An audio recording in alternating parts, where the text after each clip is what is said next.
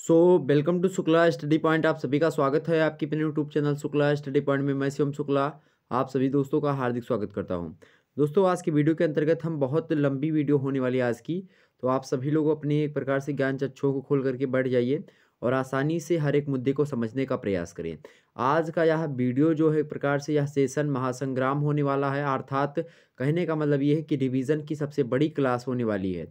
अर्थात परीक्षा के अंतिम समय में आप इस वीडियो को लगातार 2 से 3 बार देख करके परीक्षा हॉल में जब जाएँगे, तो आपको एक प्रकार से बात की जाए तो बहुत ज़्यादा रिलीफ़ मिलेगा और सारे के सारे चीज़ों को एक प्रकार से रिकॉल करने का एक प्रकार से आइडिया आपको लग जाएगा और आपके माइंड में वो तमाम सारी बातें चलेंगी जो कि एक प्रकार से आपने कभी पढ़ा हुआ होगा।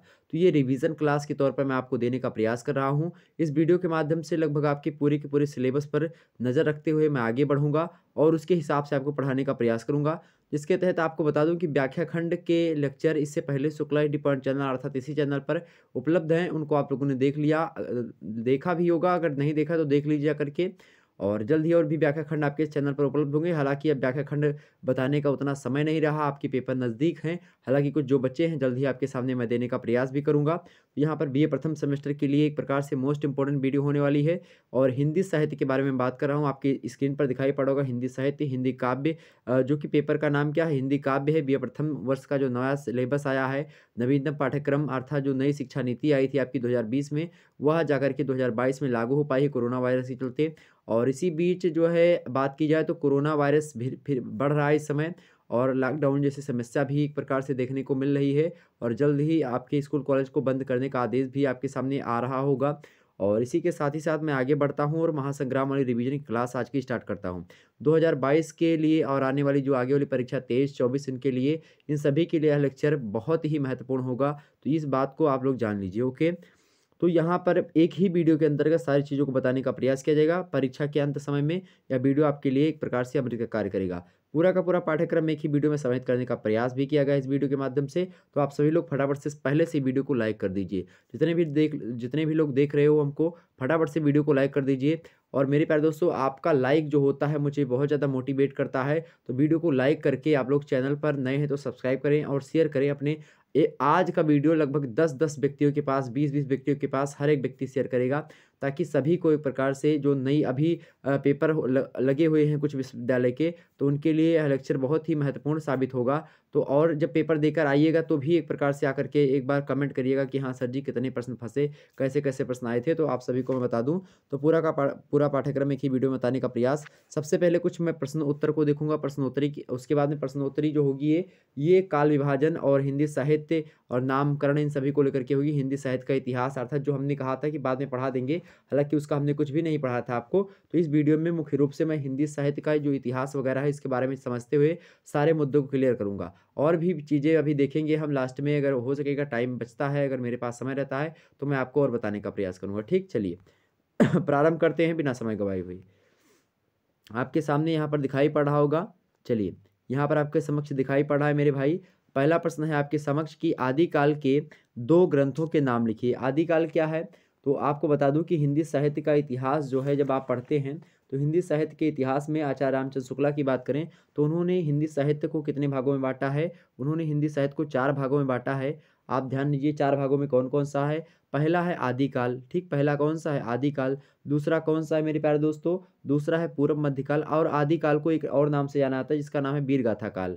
और आदिकाल और वीरगाथा का काल का जो समय है वो संवत 1050 से लेकर के, जो शुक्ला जी ने बताया है, 1375 जो है विक्रमी तक। तो संवत 1050 विक्रमी से 1675 विक्रमी का जो समय काल है, ये आदिकाल अर्थात वीरगाथा काल का समय काल है, ओके। और दूसरा काल जो है उसका नाम है कौन सा? पूर्व मध्यकाल। पूर्व मध्यकाल का नाम जो है, पूर्व मध्यकाल समझते हैं ना, पूर्व मध्य काल। पूर्व मध्यकाल की बात की जाए तो पूर्व मध्यकाल को एक और नाम से जाना जाता है जिसका नाम क्या है भाई? भक्ति काल। पूर्व मध्यकाल को भक्ति काल के नाम से भी जानते हैं।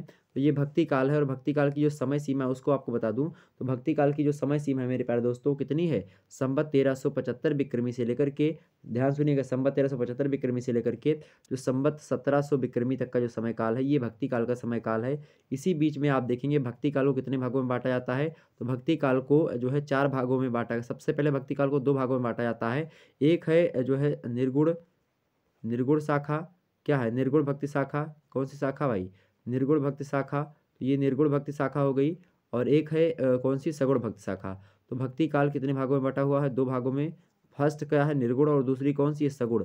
और ये जो फर्स्ट है आपका निर्गुण वाला, निर्गुण भी कितने भागों में बटा हुआ, 2 भागों में बटा हुआ है। एक जो है ज्ञानाश्रयी और एक है प्रेमाश्रयी, ठीक। और जो सगुण है आपका ये भी 2 भागों में बटा हुआ है, एक राम भक्ति शाखा और एक कृष्ण भक्ति शाखा। राम भक्ति शाखा के प्रवर्तक कौन है, तुलसीदास जी। कृष्ण भक्ति शाखा के प्रवर्तक कौन है मेरे प्यारे दोस्तों, तो कृष्ण भक्ति शाखा के प्रवर्तक आपके हैं सूरदास जी। और वहीं बात की जाए जो है, अगर बात की जाए जैसे कि ज्ञानाश्रयी शाखा के प्रवर्तक कौन है, तो कबीरदास हैं। और जो है जो मतलब प्रेम आख्यान काव्यधारा अर्थात जो प्रेमाश्रयी है उसके मुल्ला दाऊद हैं। ओके, ये इतने चीज़ें हैं जो कि भक्ति काल को लेकर के थी। तो भक्ति काल का समय काल भी हमने बता दिया।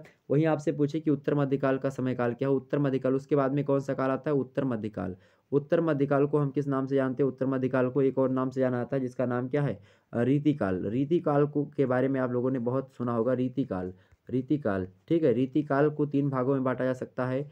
एक है रीतिबद्ध, ठीक है, फर्स्ट, और सेकंड है आपका रीतिमुक्त, और थर्ड है रीति सिद्ध। तो रीतिबद्ध पहले वाले हो गए। इसमें जैसे कि बात की जाए केशवदास वगैरह जो हैं कवि, ये जो आते हैं रीति से मतलब बद्ध में आते हैं, मतलब कि रीतियों में बद्ध करके रचनाएं रखते थे। आश्रयदाताओं की प्रशंसा करते थे, श्रृंगार परक रचनाएं लिखते थे। और काव्य और जो लक्षण होते थे, काव्य गुण होते थे उनके विधिवत रूप से इन्होंने अपनी रचनाओं में प्रयास किए होंगे लिखने का। वहीं बात की जाए, एक मैं ओवरव्यू दे रहा हूँ आपको हिंदी साहित्य के इतिहास की, ताकि आपको कोई भी प्रश्न एग्जाम से बने तो आपको कोई दिक्कत ना हो। वहीं जो रीतिकाल की दूसरी शाखा है जिसका नाम क्या है, रीति जो है सिद्ध काव्य धारा, सॉरी रीति, रीतिबद्ध, और दूसरी कौन सी है, रीति मुक्त। रीति मुक्त में आप आपका नाम देखा होगा आपने, आपके पाठ्यक्रम में ही संकलित है घनानंद। घनानंद जो थे वह रीतियों से बंधे हुए रचनाएं नहीं लिखते थे, ना तो आश्रयदाताओं की प्रशंसा किया करते थे। एक बार की 2 बात है, घनानंद जब सुजान से प्रेम करते थे और जो है मोहम्मद शाह के जो है वहाँ पर रहते थे। और हुआ क्या कि उन्होंने कहा कि जो है ये घनानंद बहुत अच्छा गाते हैं, तो इन्होंने गाया, मतलब गाना नहीं गाया, तो कहा कि लोगों ने कहा कि सुजान से गवाओगे तो ये सुन मतलब गाना गाएंगे। सुजान के कहने पर ये गाएंगे। तो सुजान ने जब कहा कि गाना गाओ, तब इन्होंने गाना गाया। और उसके बाद में धीरे धीरे क्या हुआ, कुछ मनमुटाव हुआ राजा के बीच में और बेअदबी कर बैठे ये। और इसी के तदुपरांत क्या हुआ, जो बादशाह थे इनको जो है राजमहल से निकाल दिया। और इन्होंने जैसे राजमहल से इनको निकाला, तुरंत इन्होंने हाथ किसका पकड़ा, सुजान का, कि चलो भाई सुजान तुम भी चलो मेरे साथ। सुजान कहीं मैं नहीं चलूंगी। बस इससे क्या हुआ, इनको थोड़ा बेरुखी हो गई, उनका दिल टूटा। और उसके बाद में इन्होंने एक प्रकार से ऐसी रचना, बिरह लीला हो गई रचना, बहुत सारी रचनाएं इनकी आपकी फेमस होंगी घनानंद की। एक वीडियो है मेरी ऑब्जेक्टिव वाला जो मॉडल पेपर हिंदी साहित्य का भी हमने डाला है, उस वीडियो को देखेंगे तो हर एक कवियों के जीवन परिचय के बारे में हमने उसमें उसमें बताने का प्रयास किया है। कब मृत्यु होती है, कब जन्म होता है, इन सभी के बारे में विस्तार से हमने बता दिया है। तो आप जो है ऑब्जेक्टिव वाला मॉडल पेपर पढ़ा हुआ है उसको देख लीजिएगा, अभी भी पढ़ा हुआ है, 4-5 दिन पहले की वीडियो है, उसको आप लोग देख लीजिए, ठीक है। और तीसरे जो शाखा है आपकी, वो रीति जो है सिद्ध काव्य धारा की शाखा है। रीति सिद्ध जो होते हैं वे कवि जो कि काव्य लक्षण, काव्य गुण सभी लोगों से संपन्न होते थे, लेकिन वो रचनाएं जो है रीतियों से बंध करके, या फिर जो लाक्षणिक ग्रंथ होते हैं उनकी रचना, मतलब कि जैसे कि जो केशवदास है ना, केशवदास को कठिन काव्य का इसलिए प्रेरित कहा जाता है क्योंकि ये रस छंद अलंकारों का प्रयोग बहुत ज़्यादा करते हैं। इनकी एक रचना छंदों का अजायब घर कहलाती है, उसका नाम है जो है रामचंद्रिका। रामचंद्रिका छंदों का अजायब घर कहलाती रचना। आपसे पूछा था हिंदी में कि छंदों का अजायब घर कौन सी रचना कहलाती, तो वही रचना है रामचंद्रिका।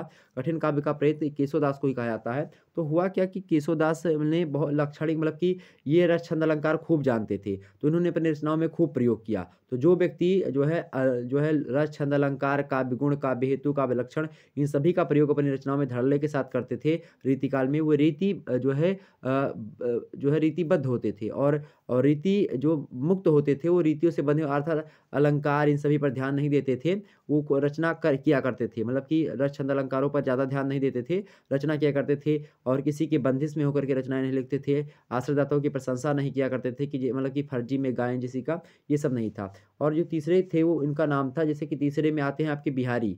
कहत नटत रिझत खिजत मिलत खिल लज्जात भरे भुवन में करते हैं नैनो नहीं सौबात। तो ये बिहारी लाल की बात की जाए तो बिहारी लाल रीति सिद्ध काव्य धारा के हैं, अर्थात ऐसे कवि जो कि रीतियों को जानते थे, अर्थात रस छंद अलंकार इन सभी को जानते थे, काव्य हेतु जो है काव्य लक्षण इन सभी को जानते थे। तो लेकिन वो जानते हुए भी इन्होंने रीतियों से बंद करके रचनाएं नहीं लिखी। तो ये चीज़ें थी, ठीक। तो ये जो है रीति काल होगा। उसके बाद में अगला काल आता है आपका आधुनिक काल।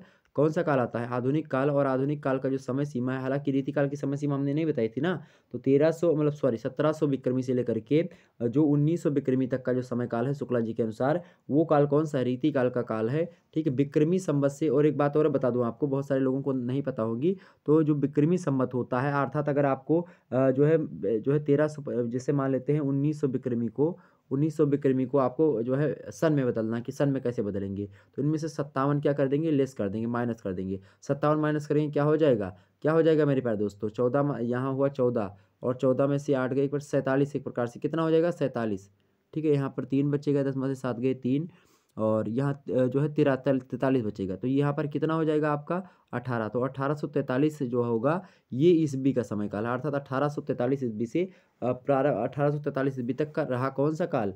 जो उसका नाम क्या है भाई? उसका नाम है रीति काल। उसके बाद में 1843 ईस्वी से लेकर के अब तक का जो समय काल है, वो आधुनिक काल अर्थात गद्य काल के नाम से जाना जाता है। तो यहाँ पर ये चीज़ें जो है हमने बताने का प्रयास किया।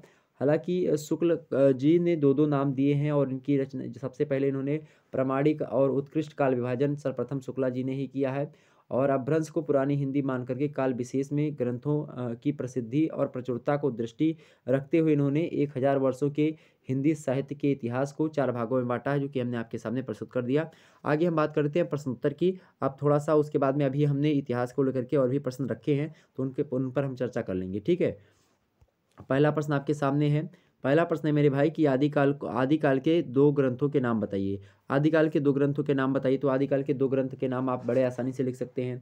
पहला कौन-सा है भाई? पहला है आपका ये है पृथ्वीराज रासो, दूसरा कौन-सा? जयचंद्र, क्या नाम है? जयचंद्र प्रकाश, ओके। आपसे एग्ज़ाम से और भी जो है पूछ सकता है कि 5 रचनाओं के नाम लिखो। तो जैसे एक हो गया ढोला मारूरा दूहा, ये भी एक रचना है।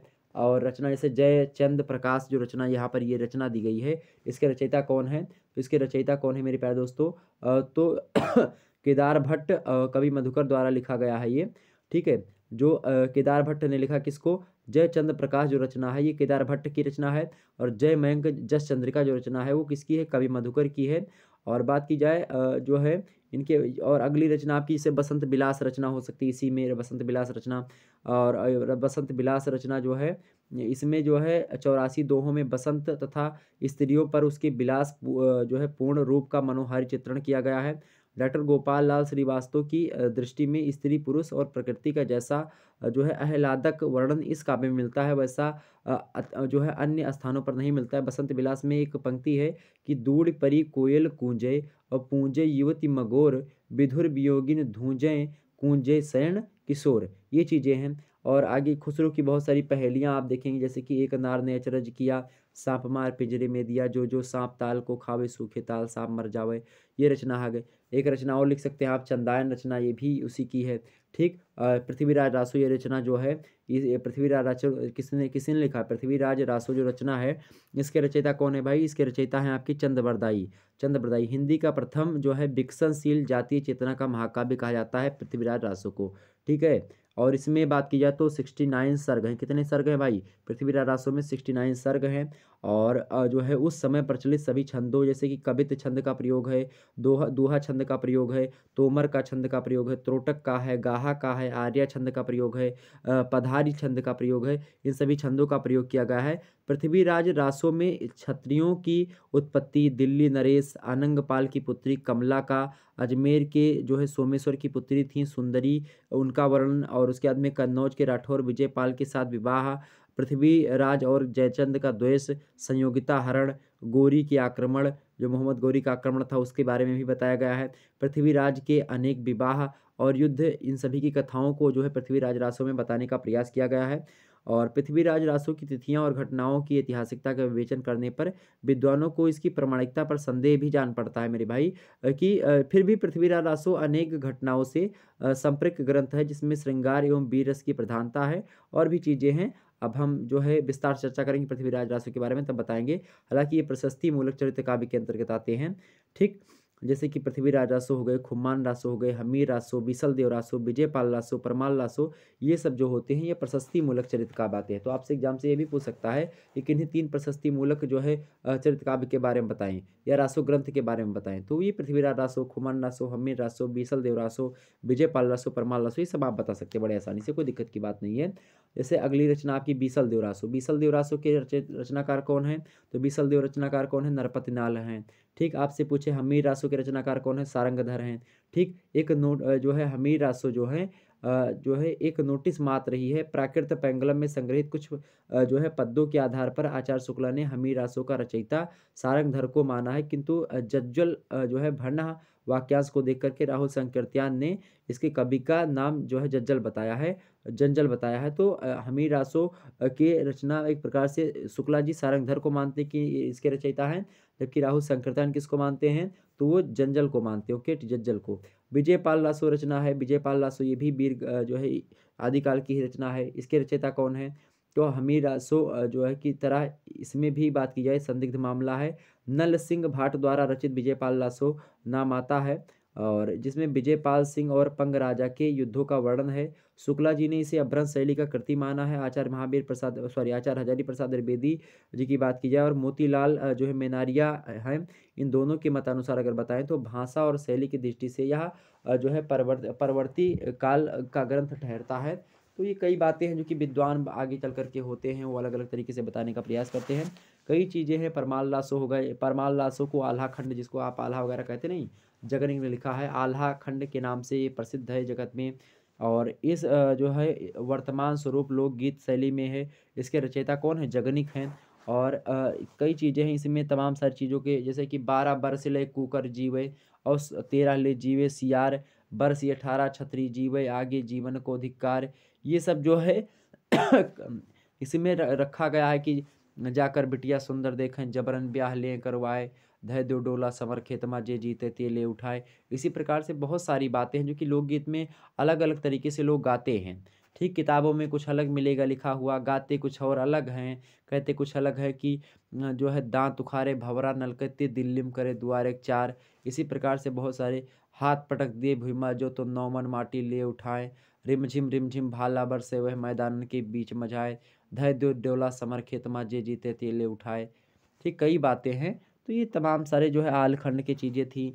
और आदिकाल में आप देखेंगे, आदिकाल की विशेषता पूछे आपसे तो कई सारी विशेषता आदिकाल में, कई जो है आपको पता है कि आदिकाल जो है आपका, आदिकाल में मेरे भाई, आदिकाल में कई चीज़ें, जैसे कि आदिकाल में ही क्या है, पहला तो सिद्ध साहित्य भी आदिकाल के अंतर्गत ही आता है।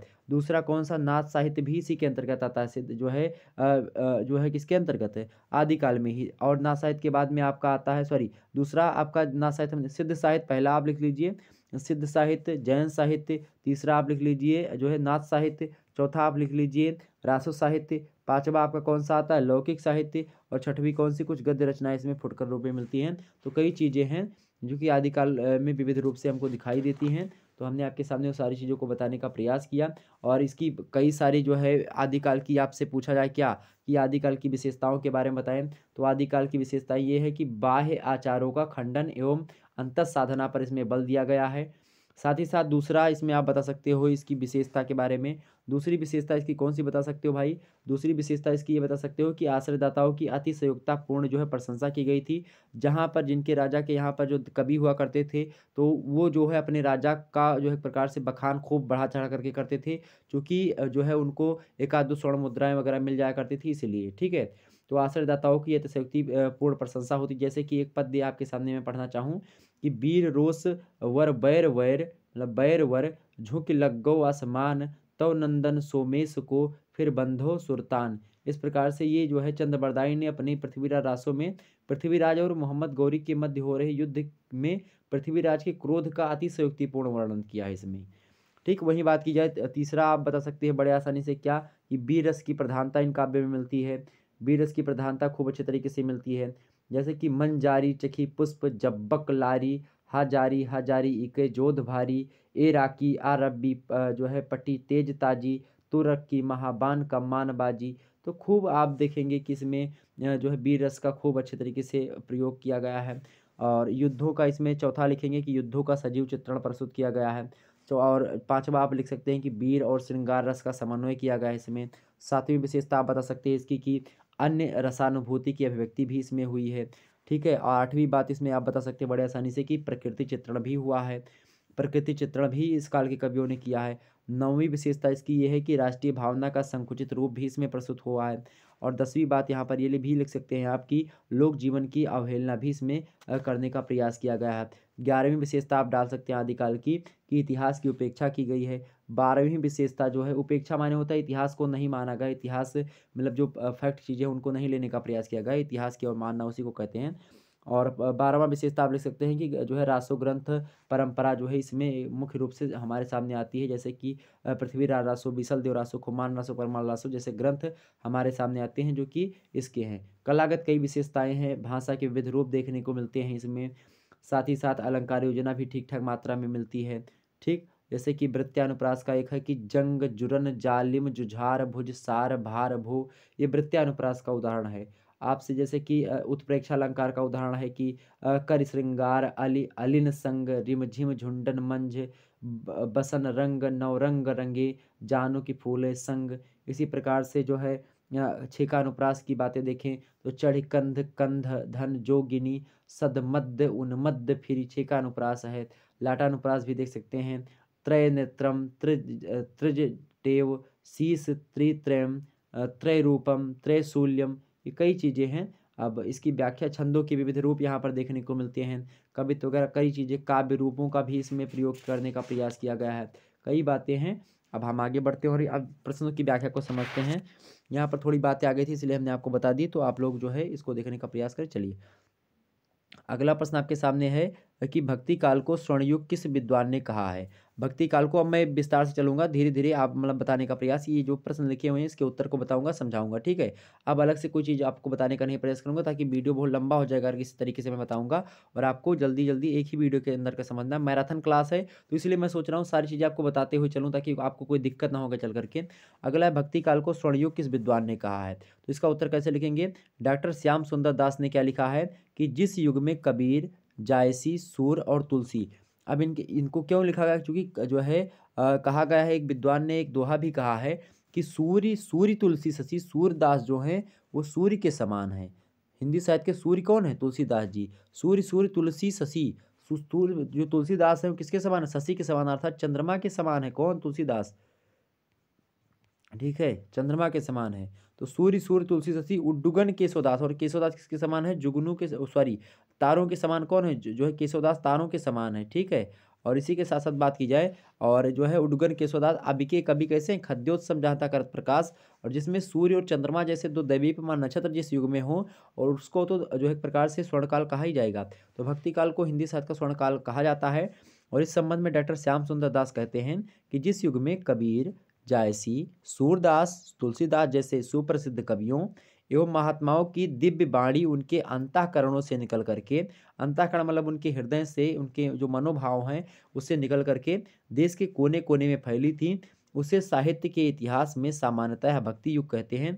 निश्चय ही वह हिंदी साहित्य का स्वर्ण युग था।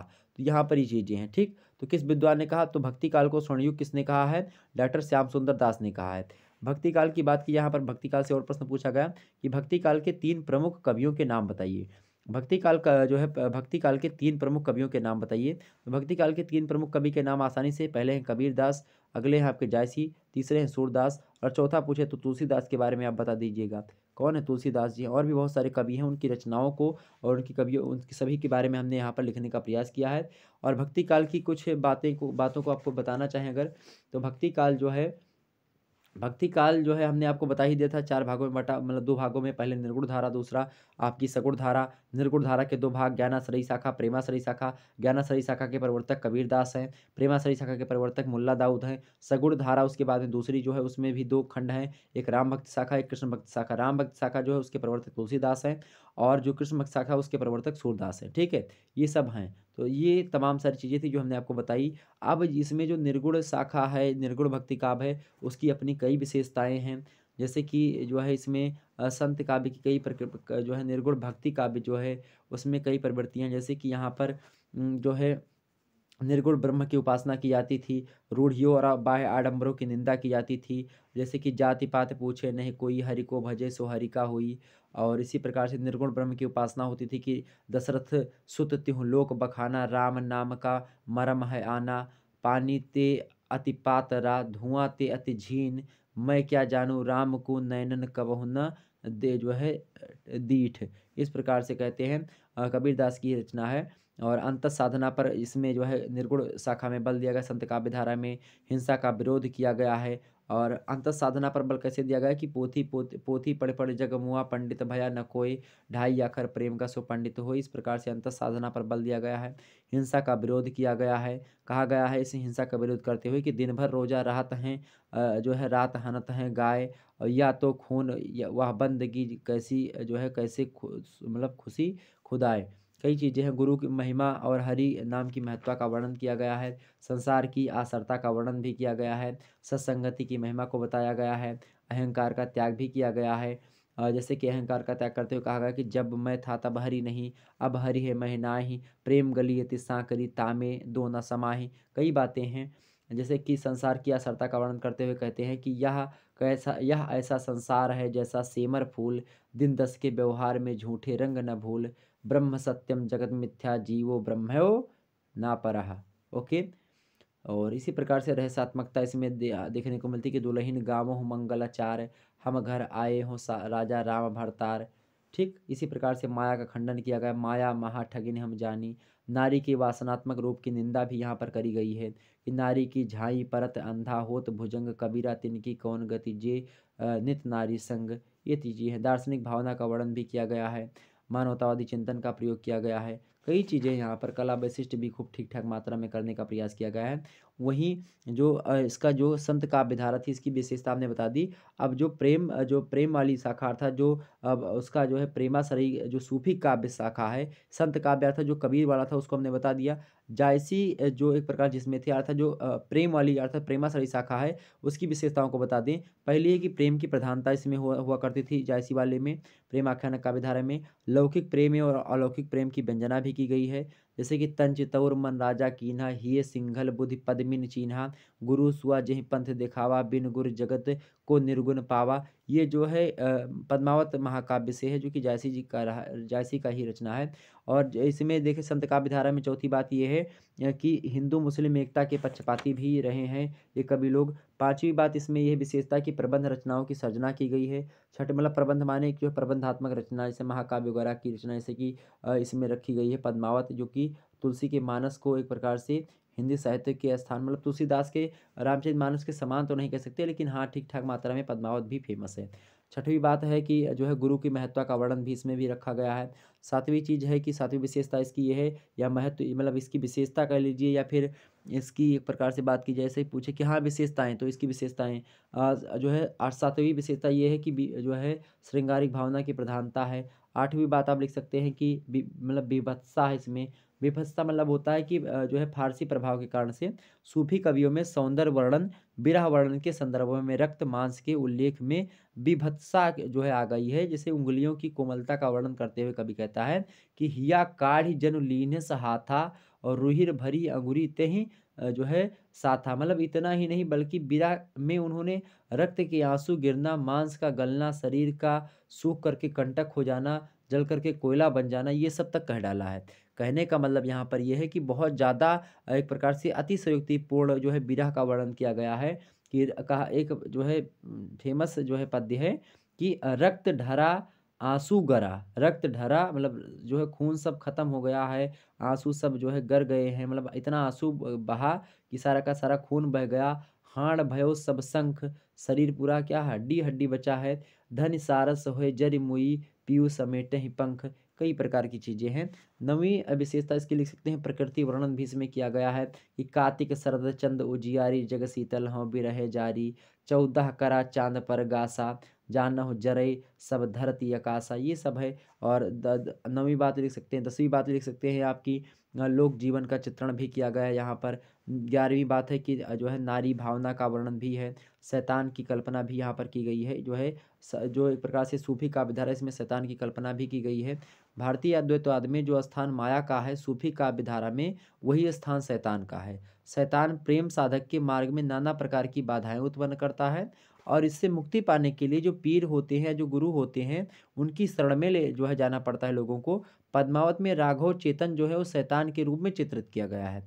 जायसी ने कहा है कि गुरु या पीर के बिना ब्रह्म की प्राप्ति नहीं हो सकती, कि बिन गुर जगत को निर्गुण पावा, ये जो है मलिक मोहम्मद जायसी भी कहते हैं। 13वीं बात यहाँ की 13वीं विशेषता ये है कि हठ योग का प्रभाव यहाँ पर भी दिखाई पड़ता है। सूफी कवि वर्णन करते करते शरीर के 60 चक्र जो है भेदन की क्रिया, अनहद जो है अहन मतलब कि अनहद नाद, दसवां द्वार, इन सभी की ओर संकेत भी करते हैं। जैसे जायसी सिंघल द्वीप के वर्णन में कहते हैं कि नौ पौरी पे दसों दुरावा, तेहि पर बाज राव घरियारा। ठीक है, दुआरा घरियारा, तो मतलब नौ पैरी पे दसों दुआरा और तेहि पर बाज राव घरियारा, ये चीज़ें हैं। यहाँ पर कला मतलब मसनबी के शैली का प्रयोग जो है सूफी काव्य धारा में आप देखेंगे। भाषा विधान भी ठीक ठाक मात्रा में हुआ है। छंद विधान और काव्य जो है काव्याकार कल्प भी ठीक ठाक है। तो और जो अगली भक्ति काल की शाखा है मैं आपको बता दूं यहीं पर, ताकि आपको बहुत सारी चीज़ जानकारी मिल जाए, तो आपको कोई दिक्कत ना हो आगे चलकर समझने में। ठीक, अगला जो आपका था सूरदास वाला, अर्थात जो सगुण भक्ति शाखा है। सगुण भक्ति शाखा की बात की जाए तो उसमें जो सूरदास का जो है कि जो कृष्ण भक्ति शाखा है, उसके बारे में मैं आपको बता दूं। सूरदास जी वाला कौन सा जो है कौन सी शाखा है, सूरदास जी की कृष्ण भक्ति शाखा है।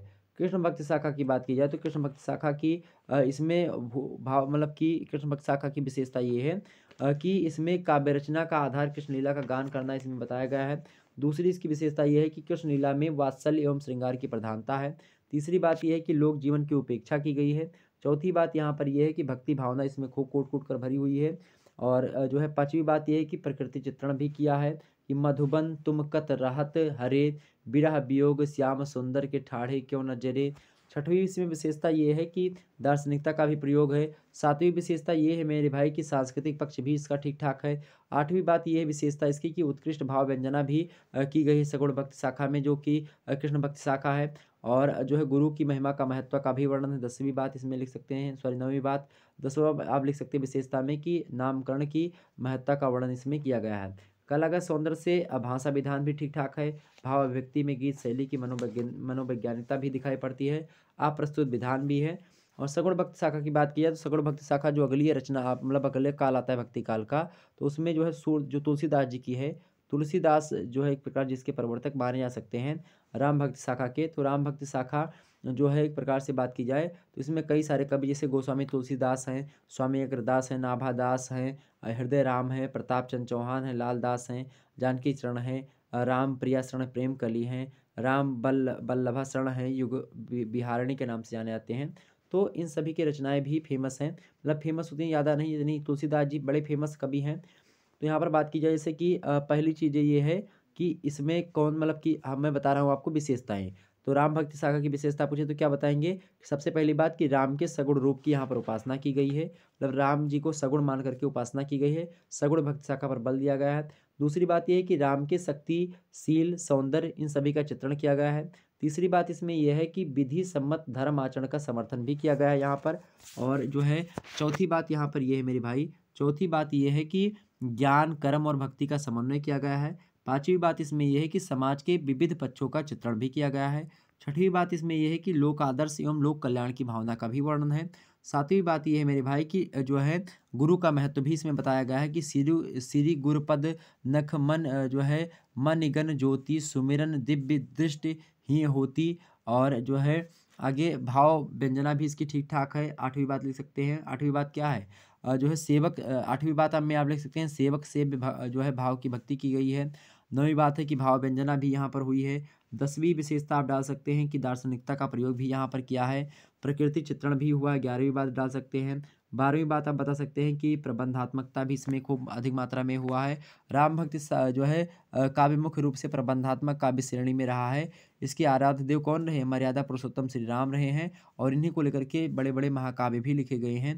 जैसे रामचरित हो गया, ये प्रबंध काव्य की कसौटी पर पूर्ण रूप से सफल है और हिंदी का ही नहीं अपितु विश्व के जो है सर्वगुण मतलब कि सुभूषित प्रबंध काव्यों में से एक माना जाता है। कौन? तुलसीदास जी की रचना जो कौन है? रामचरितमानस है। ओके, ध्यान रखेंगे। राम काव्य में कला वैशिष्ट भी ठीक ठाक है। काव्यगत शैली का प्रयोग है। दोहा चौपाई काव्य की शैली का प्रयोग है। कवित्त सवैया के काव्य का प्रयोग किया गया है। दोहे में अध्यात्म धर्म और नीति के काव्य बरवई छंद युक्त का प्रयोग भी यहाँ पर हुआ है। सोहर युक्त छंद का भी प्रयोग है। विनय के पद भी है। लीला के पद है। वीर काव्यों के लिए उपयोगी छप्पय है, तोमर है। नाराचीन छवि छंदों का प्रयोग किया गया है। और दोहों में सगुन विचार मंगल काव्य इन सभी के बारे में बताने का प्रयास मतलब कि भाषा विधान भी ठीक ठाक मात्रा में है। तो ये तमाम सारी चीज़ें थी जो हमने आपको बताई। अब आगे हम और प्रश्नों के उत्तर पर चलते हैं। ठीक है, अगला प्रश्न है आपके सामने चौथा नंबर कि भक्ति काल में, चौथा नंबर प्रश्न का उत्तर क्या है भाई? चौथे नंबर प्रश्न का आपके सामने उत्तर है कि भक्ति काल में भक्ति भावना के कौन कौन से रूप हैं। आप सभी लोग जितने भी लोग देख रहे हो फटाफट से एक बार वीडियो को लाइक और शेयर कर दीजिएगा। जितने भी लोग देख रहे हो फटाफट से मेरे भाई वीडियो को लाइक कर दीजिए और चैट सेक्शन बिल्कुल ऑफ कर दीजिए और आसानी से अपनी पढ़ाई पर ध्यान दीजिए, ताकि आपकी पढ़ाई अगर सही है तो आप आगे चल करके सफल होंगे। ओके, अगला प्रश्न है आपके सामने कि भक्ति काल में भक्ति भावना के कौन कौन मतलब कौन से रूप हैं। तो भक्ति काल में भक्ति भावना के कौन से रूप हैं? ऑप्शन जो है इसका उत्तर देखें।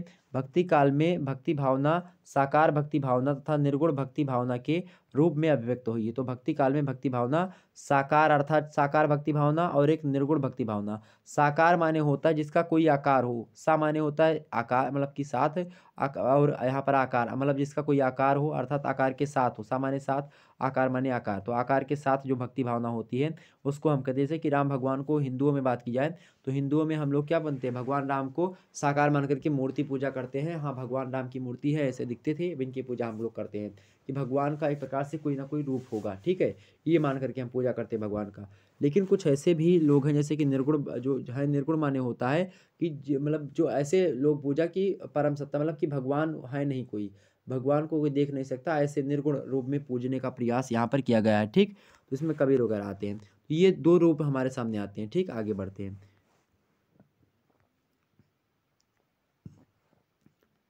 आगे देखिए आप सभी लोग, अगला है आपके सामने, अगला प्रश्न है कि भक्ति काल की प्रमुख काव्य शाखाएं कौन सी हैं। भक्ति काल की प्रमुख काव्य शाखाएं कौन सी हैं? आप जो है यहाँ पर देखेंगे तो भक्ति काल की प्रमुख काव्य शाखाएं, पहली काव्य शाखा कौन सी है? संत काव्य शाखा। दूसरी कौन सी है? सूफी काव्य शाखा। तीसरी कौन सी है? राम काव्य शाखा। और चौथी कौन सी? कृष्ण भक्त शाखा। ठीक है, ये चार काव्य शाखा हैं किसकी? भक्ति काल की। आपसे और अच्छे से पूछे तो आप अच्छे से और समझा सकते हैं। जैसे भक्ति काल पर को पहले आप दो भागों में बांटेंगे। ठीक, पहला कौन सा होगा? सगुण भक्ति शाखा। और दूसरा कौन सा बांटेंगे? निर्गुण। पहला निर्गुण बात दीजिएगा, दूसरा सगुण बांटिएगा, क्योंकि समय काल से पहले निर्गुण आएगा, उसके बाद में सगुण आएगा।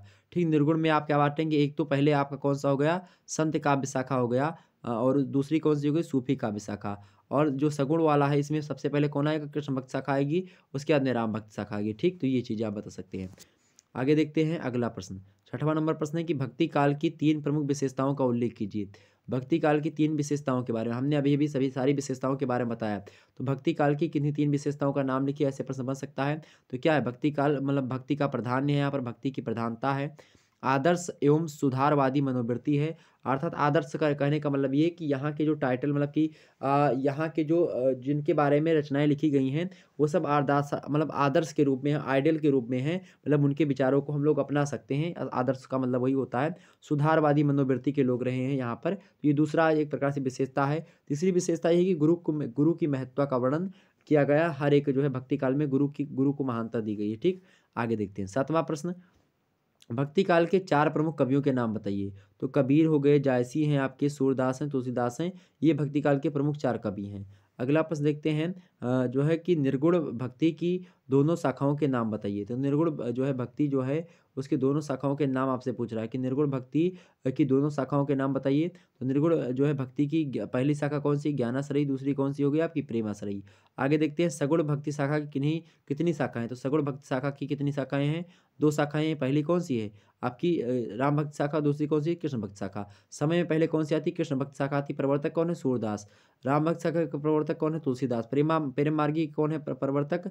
तो मुल्ला दाऊद हैं। ज्ञान मार्गी कौन से हैं? कबीरदास हैं। ठीक है, आगे बढ़ते हैं। आगे देखिए फटाफट से अगला प्रश्न है। अगला प्रश्न, निर्गुण भक्ति के दो प्रमुख कवियों के नाम बताइए। निर्गुण के दो प्रमुख कवि, जैसे ही पहले हो गए आपके कबीरदास, दूसरे कौन से हो गए? जायसी।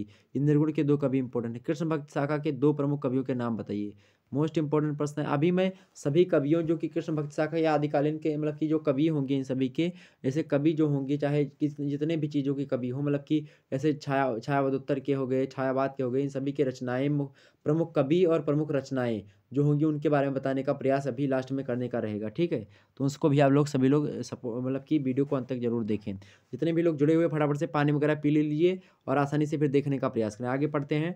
अगला 11वां नंबर प्रश्न है आपके सामने कि कृष्ण भक्त शाखा के दो प्रमुख कवियों के नाम बताइए। पहले आपके सूरदास हैं, दूसरे कौन से? नंददास हैं। और कृष्ण भक्त शाखा के में बात की जाए, ही एक प्रकार से आप देखेंगे वल्लभाचार्य को आप लोगों ने जानते होंगे। उनके बच्चे थे कौन? उनके लड़के थे कौन? विट्ठलनाथ स्वामी। और विट्ठलनाथ जो थे वो अष्टछाप के कवियों का संग्रह उन्होंने किया था। अभी हम चर्चा करेंगे तो कृष्ण भक्त शाखा में एक प्रकार से अष्टछाप के सभी जो है भक्त कवि थे, उनमें सूरदास नंददास से सब शामिल थे। ठीक, सूरदास उनमें से प्रमुख थे। सूरदास को पुष्टिमार का जहाज भी कहा जाता है, ये बात भी आप ध्यान रखेंगे। आगे देखते हैं अगला प्रश्न। कृष्ण भक्ति काव्य शाखा की चार प्रमुख प्रवृत्तियों का उल्लेख कीजिए। कृष्ण भक्ति शाखा मतलब कृष्ण भक्ति काव्य शाखा की चार प्रमुख प्रवृत्तियों का उल्लेख कीजिए। पहला जो है एक प्रकार से इसकी विशेषता ये है, जिसकी जो प्रवृत्तियां हैं मतलब कि इष्ट देव श्री कृष्ण भगवान इसके रहे हैं, मतलब कि श्री कृष्ण भगवान को में रख करके और रचना लिखी जाती थी। दूसरी विशेषता इसकी ये है कि श्रृंगार के संयोग एवं वियोग का मार्मिक वर्णन यहाँ पर मिलेगा आपको। तीसरी बात क्या है कि दाम्पत्य एवं सखा भाव की भक्ति यहाँ पर की गई है। ठीक, दाम्पत्य माने होता है पति पत्नी, तो एवं सखा भाव, तो जो है एक प्रकार से दाम्पत्य जीवन को या सखा भाव की भक्ति यहाँ पर है। और जो है चौथी ये बात है कि कृष्ण के बाल जीवन का सजीव झांकी इन जो है रचनाओं में हमको मिलेगा। कहाँ की? कृष्ण भक्ति शाखा की। आगे बढ़ते हैं 13वां नंबर प्रश्न। अगला प्रश्न आपके सामने कि राम भक्ति शाखा और जो राम भक्ति काव्य शाखा है उसकी दो विशेषताओं को बताइए। राम भक्ति शाखा की दो विशेषताएं इस प्रकार से, पहली कौन सी आप लिख सकते हैं? लोक मंगल की भावना। दूसरी कौन सी है? महान आदर्शों की कल्पना। हमने इसकी विस्तार से आपको व्याख्या बता दी है। जो है राम भक्ति शाखा की हो, चाहे कृष्ण भक्ति शाखा की हो, ज्ञानाश्रय की हो, प्रेमाश्रय की हो, सभी के बारे में हमने आपको विस्तार से बता दिया है कि उसकी जो है क्या क्या चीज़ें होंगी। आगे प्रश्न देखते हैं। अगला है राम भक्ति शाखा के दो प्रमुख कवियों के नाम, मतलब राम भक्ति शाखा के प्रमुख कवि का क्या नाम है? तो राम भक्ति शाखा के प्रमुख कवि कौन है? गोस्वामी तुलसीदास जी हैं। अगला प्रश्न, भक्तिकालीन काव्य की रचना किन भाषाओं में हुई है? तो भक्तिकालीन काव्य की रचना जो है सदुक्कड़ी भाषा में हुई है। किस भाषा में? सदुक्कड़ी अर्थात पंचमेल, खिचड़ी, ब्रज और अवधी भाषाओं का एक प्रकार से प्रयोग किया करने का यहाँ पर प्रयास किया गया है। आगे देखते हैं अगला प्रश्न। राम भक्त शाखा के दो कवियों का नाम बताइए। राम भक्त शाखा के दो कवि कौन? गोस्वामी तुलसीदास और भूपति। ठीक, आगे देखते हैं। अगला प्रश्न आपके सामने है, कृष्ण भक्त शाखा के दो प्रमुख कवियों के नाम तथा उनकी एक एक कृति के बारे में बताइए, मतलब एक एक रचनाओं के बारे में बताइए। तो कृष्णाश्रयी शाखा के प्रमुख कवि और उनकी रचनाएं निम्नवत हैं। आप देखें पहली कौन सी मतलब जो कवि हैं आपके सूरदास, उनकी रचना कौन सी? सूरसागर। अगले कवि हैं आपके नंददास, उनकी कौन सी रचना है? भंवर गीत। अभी मैं और भी जो है रचनाओं और उनके बारे में समझेंगे। आगे बढ़ते हैं और राम भक्त शाखा के बारे में समझने का प्रयास। ठीक,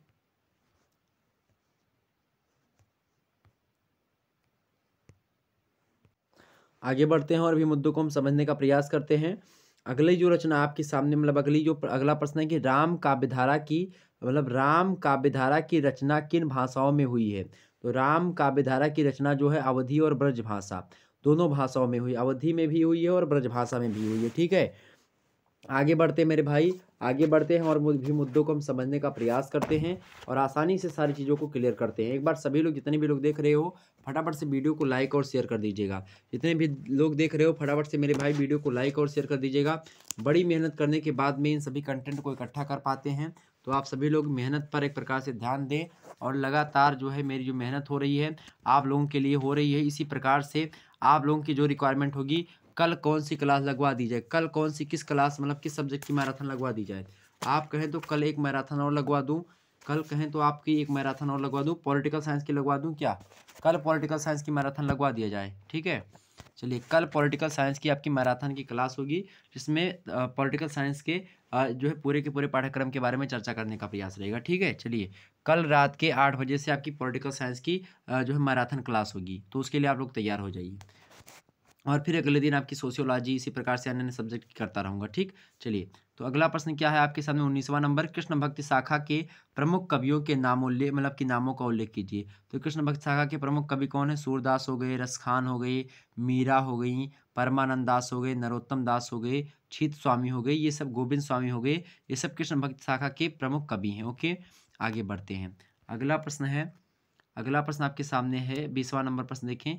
ज्ञान मार्गी शाखा की 3 विशेषताओं का उल्लेख कीजिए। तो ज्ञान मार्गी शाखा शाखा कौन-सी है? जो कबीर वाली थी वही ज्ञान मार्गी शाखा, ठीक है? तो ज्ञान मार्गी शाखा की 3 विशेषताएँ इस प्रकार से हैं। पहला क्या है?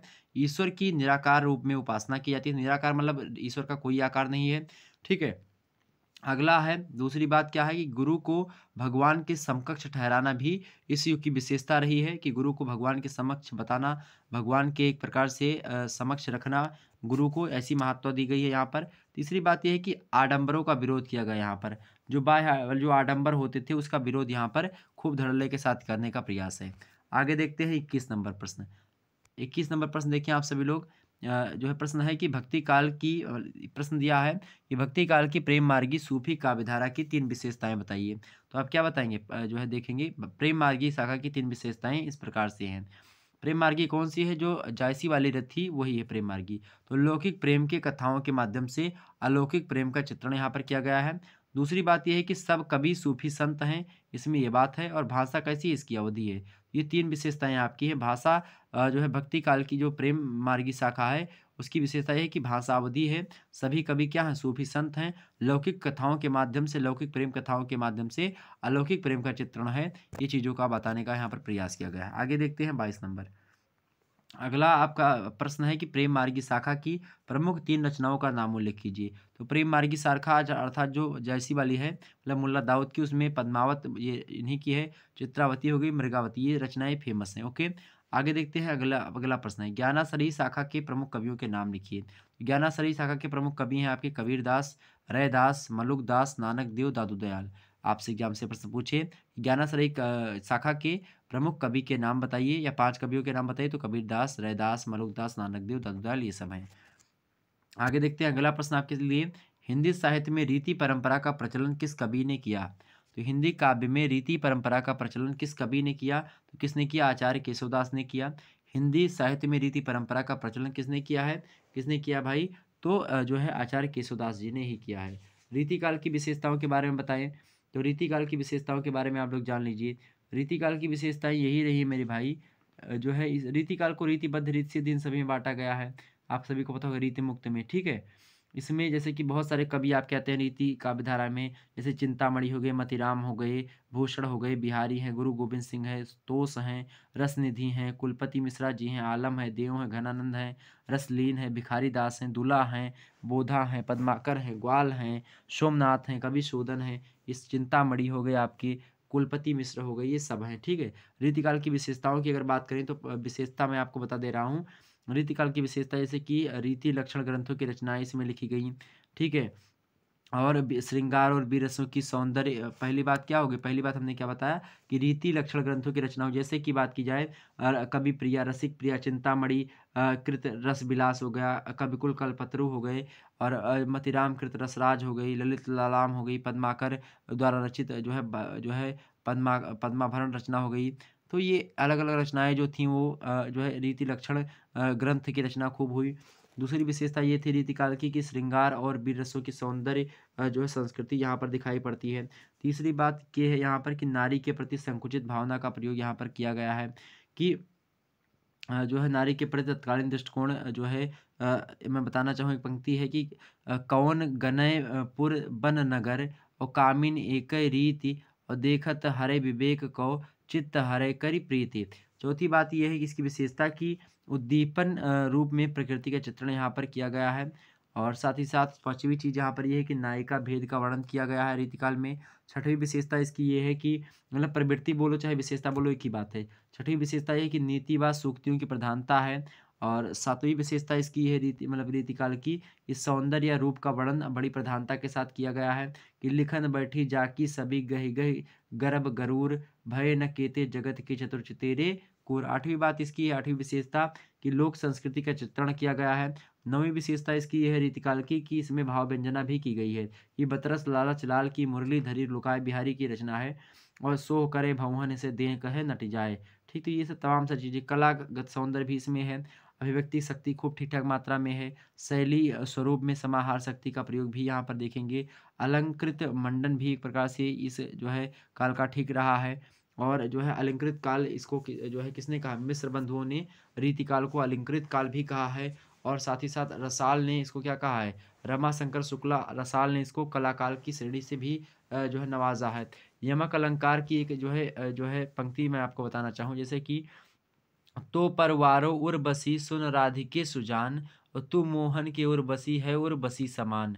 ये जो है यहाँ पर एक जो है कौन सा अलंकार, यमक अलंकार का प्रयोग है। यहाँ पर उर्वशी जो शब्द है, उर्वशी दो बार आया है और उसके दोनों के अलग अलग अर्थ हैं।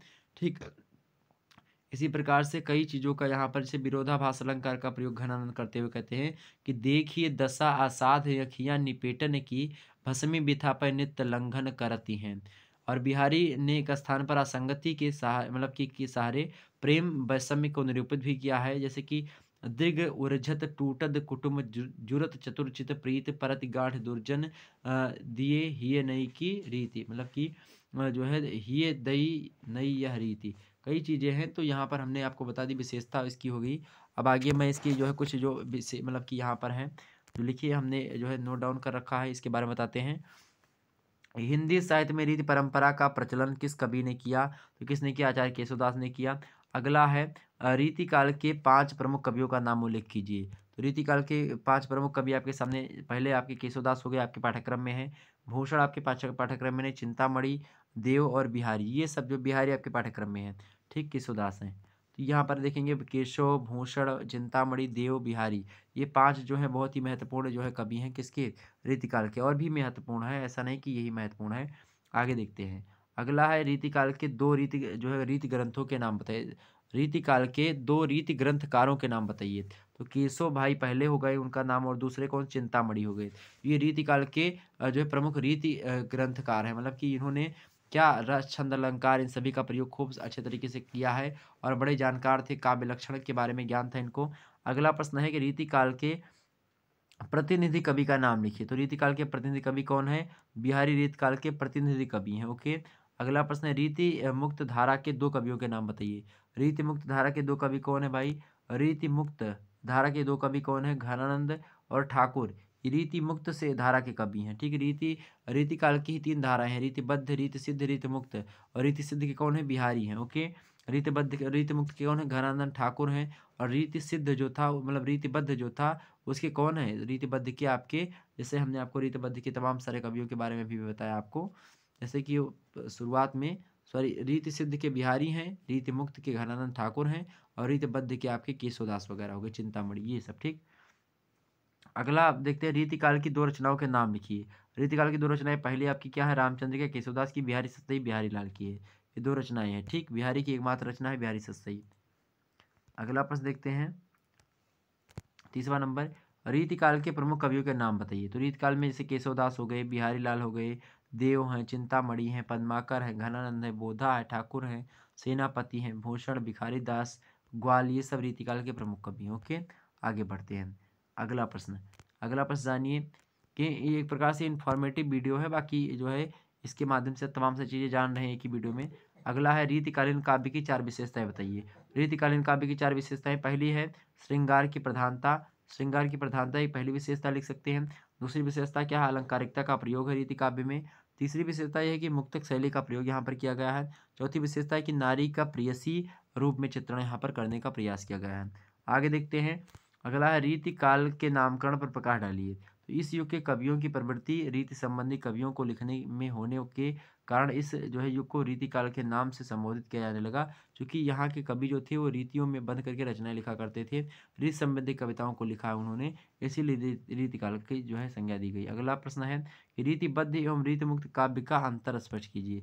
रीतिबद्ध और रीतिमुक्त में क्या अंतर है? तो रीतिबद्ध काव्य की श्रेणी में वे रचनाएं आती हैं या वे रचनाएं अवलोकनीय होती हैं जिनमें काव्य तत्वों के लक्षण एवं उदाहरण विद्यमान होते हैं, जबकि रीति मुक्त काव्य के अंतर्गत वे रचनाएं अवलोकनीय होती हैं, मतलब अवलोकनीय माने जिसको हम देख सकते हैं, वो रचनाएं हैं जो साहित्यिक रूढ़ियों तथा मान्यताओं से मुक्त स्वतंत्र रचनाएं लिखी गई हैं। ठीक, तो ये चीज़ें हैं। आगे बढ़ते हैं। अगला प्रश्न आपके सामने आ चुका है, रीतिकालीन कवियों ने किस धारा का अनुगमन किया? रीतिकालीन कवियों ने किस धारा का अनुगमन किया? तो केशव तथा बिहारी ने रीतिबद्ध काव्यधारा तथा बोध एवं घनन ने रीतिमुक्त काव्यधारा का अनुगमन किया। तो रीतिकालीन कवियों ने किस धारा का अनुगमन किया? तो केशव बिहारी ने किसका किया है? रीतिबद्ध का किया है। और जबकि बोधा एवं घनानंद ने रीतिमुक्त का किया है। हालांकि बिहारी जो थे वो रीतिबद्ध तो थे ही, लेकिन रीति सिद्ध भी जो है बिहारी को ही कहा जाता है। ठीक, ये बात ध्यान रखेंगे। आगे देखते हैं अगली रचना। अगला प्रश्न कि रीतिकालीन कवियों का प्रमुख ध्येय क्या था? बताएं फटाफट से। चलिए, रीतिकालीन कवियों का प्रमुख ध्येय क्या था? तो रीतिकालीन कवियों का प्रमुख ध्येय अपने आश्रयदाताओं को रिझाना था। रिझाना मतलब खुश करना था, एवं विद्वता का प्रदर्शन करना था अपनी। ठीक, ये जो है इनका क्या था? रीतिकालीन कवियों का मुख्य ध्येय था। अगला है 36 नंबर प्रश्न की रीतिकाल के नामकरण की विवेचना कीजिए। तो इतिहासकारों ने रीतिकाल को कई नाम दिए हैं। सर्वप्रथम मिस्र बंधुओं, जो मिस्र बंधु थे, इन्होंने इतिहास हिंदी शतक लिखना प्रारंभ किया। तो मिस्र बंधुओं ने सबसे पहले रीतिकाल को क्या कहा? अलंकृत काल का नाम दिया। उसके बाद विश्वनाथ प्रसाद मिश्रा ने इसे श्रृंगार काल की संज्ञा दी। उसके बाद डॉक्टर रसाल ने, मतलब रमाशंकर शुक्ल रसाल ने इसे कलाकाल कहा। रीतिकाल का नाम आचार्य रामचंद्र शुक्ला का दिया गया है रीतिकाल। और अन्य नामकरण भी जो है किए गए हैं। अन्य जो है नामकरण भी किए गए, किंतु उनका अनुसरण नहीं किया गया। आज हिंदी के सभी विद्वान एवं आलोचक उत्तर मध्यकाल को रीतिकाल कह करके ही पुकारते हैं। तो रीतिकाल को रीतिकाल देने वाले कौन है? आचार्य रामचंद्र शुक्ला जी हैं। आगे बढ़ते हैं। अगला प्रश्न, पुष्टि मार्ग क्या है? पुष्टि मार्ग क्या है, इसको समझिए। पुष्टि मार्ग क्या है? पुष्टि मार्ग के संस्थापक कौन है? वल्लभाचार्य हैं। और ये सूरदास के गुरु थे। कौन? वल्लभाचार्य। पुष्टि का अर्थ होता है अनुग्रह, और साहित्य में पुष्टि का अर्थ होता है सेवा मार्ग भी है। ठीक है, अर्थात भक्ति का वह मार्ग पुष्टि मार्ग कहलाता है जिसके द्वारा सेवा करते हुए भगवान की कृपा या अनुग्रह प्राप्त कर लिया जाए। तो वही क्या होती है? आपकी पुष्टि मार्ग होती है। यह पुष्टि मार्ग जो होती है कितने प्रकार की होती है? 4 प्रकार की होती है। पहला है मर्यादा पुष्टि, दूसरा है प्रवाह पुष्टि, तीसरा है पुष्टि पुष्टि, और चौथा है शुद्ध पुष्टि। ठीक है, ये चीज़ें क्लियर हो गई आपकी। आगे बढ़ते हैं और इन मुद्दों को हम समझने का प्रयास करते हैं। ठीक है, चलिए 38 नंबर प्रश्न देखें सभी लोग फटाफट से। 38 नंबर प्रश्न देखें। 38 नंबर है आपका, भारतीय सूफी प्रायः कितने संप्रदायों में विभक्त था? मतलब विभक्त माने बटा हुआ था। तो भारतीय सूफी जो था वो कितने भागों में बटा हुआ था? तो भारतीय सूफी मुख्य रूप से 5 संप्रदायों में बटा हुआ था। पहला संप्रदाय था चिश्ती संप्रदाय, दूसरा था कादरी संप्रदाय, तीसरा था जो है सुहरावर्दी संप्रदाय। कौन सा था भाई? सुहरावर्दी संप्रदाय। ओके, तीसरा था सुहरावर्दी, और चौथा है आपका नक्शबंदी, और जो है नक्शबंदी, नक्शबंदी नहीं नक्शबंदी है। ठीक है, तो सुहारावर्दी जो है ये है, और नक्शबंदी, और उसके बाद में संतारी, ये 5 जो हैं भारतीय सूफी जो है संप्रदायों की एक प्रकार से जो विभाजन है वो इस प्रकार से। ठीक, आगे देखते हैं 39 नंबर प्रश्न, कृष्ण काव्य शाखा का प्रवर्तक किसे माना जाता है? तो कृष्ण भक्ति शाखा का प्रवर्तक जो है वो वल्लभाचार्य को तो माना जाता है, लेकिन इसके जो है प्रतिनिधि कवि के रूप में सूरदास भी सामने आते हैं। ओके, आगे देखते हैं, लेकिन प्रवर्तक आप वल्लभाचार्य को ही बताएंगे। चलिए अगला प्रश्न देख लेते हैं फटाफट से। अगला प्रश्न है, कृष्ण काव्यधारा के काव्य में किस भाषा एवं छंद का प्रयोग हुआ है? तो कृष्ण भक्त शाखा के काव्य में किस भाषा एवं छंद का प्रयोग हुआ? तो कृष्ण भक्त शाखा में ब्रज भाषा का प्रयोग हुआ है और गेय पदों का प्रयोग किया गया है। ठीक, अगला प्रश्न है, निर्गुण धारा एवं सगुण धारा की दो समानताओं एवं मतलब दो समानताओं का उल्लेख कीजिए।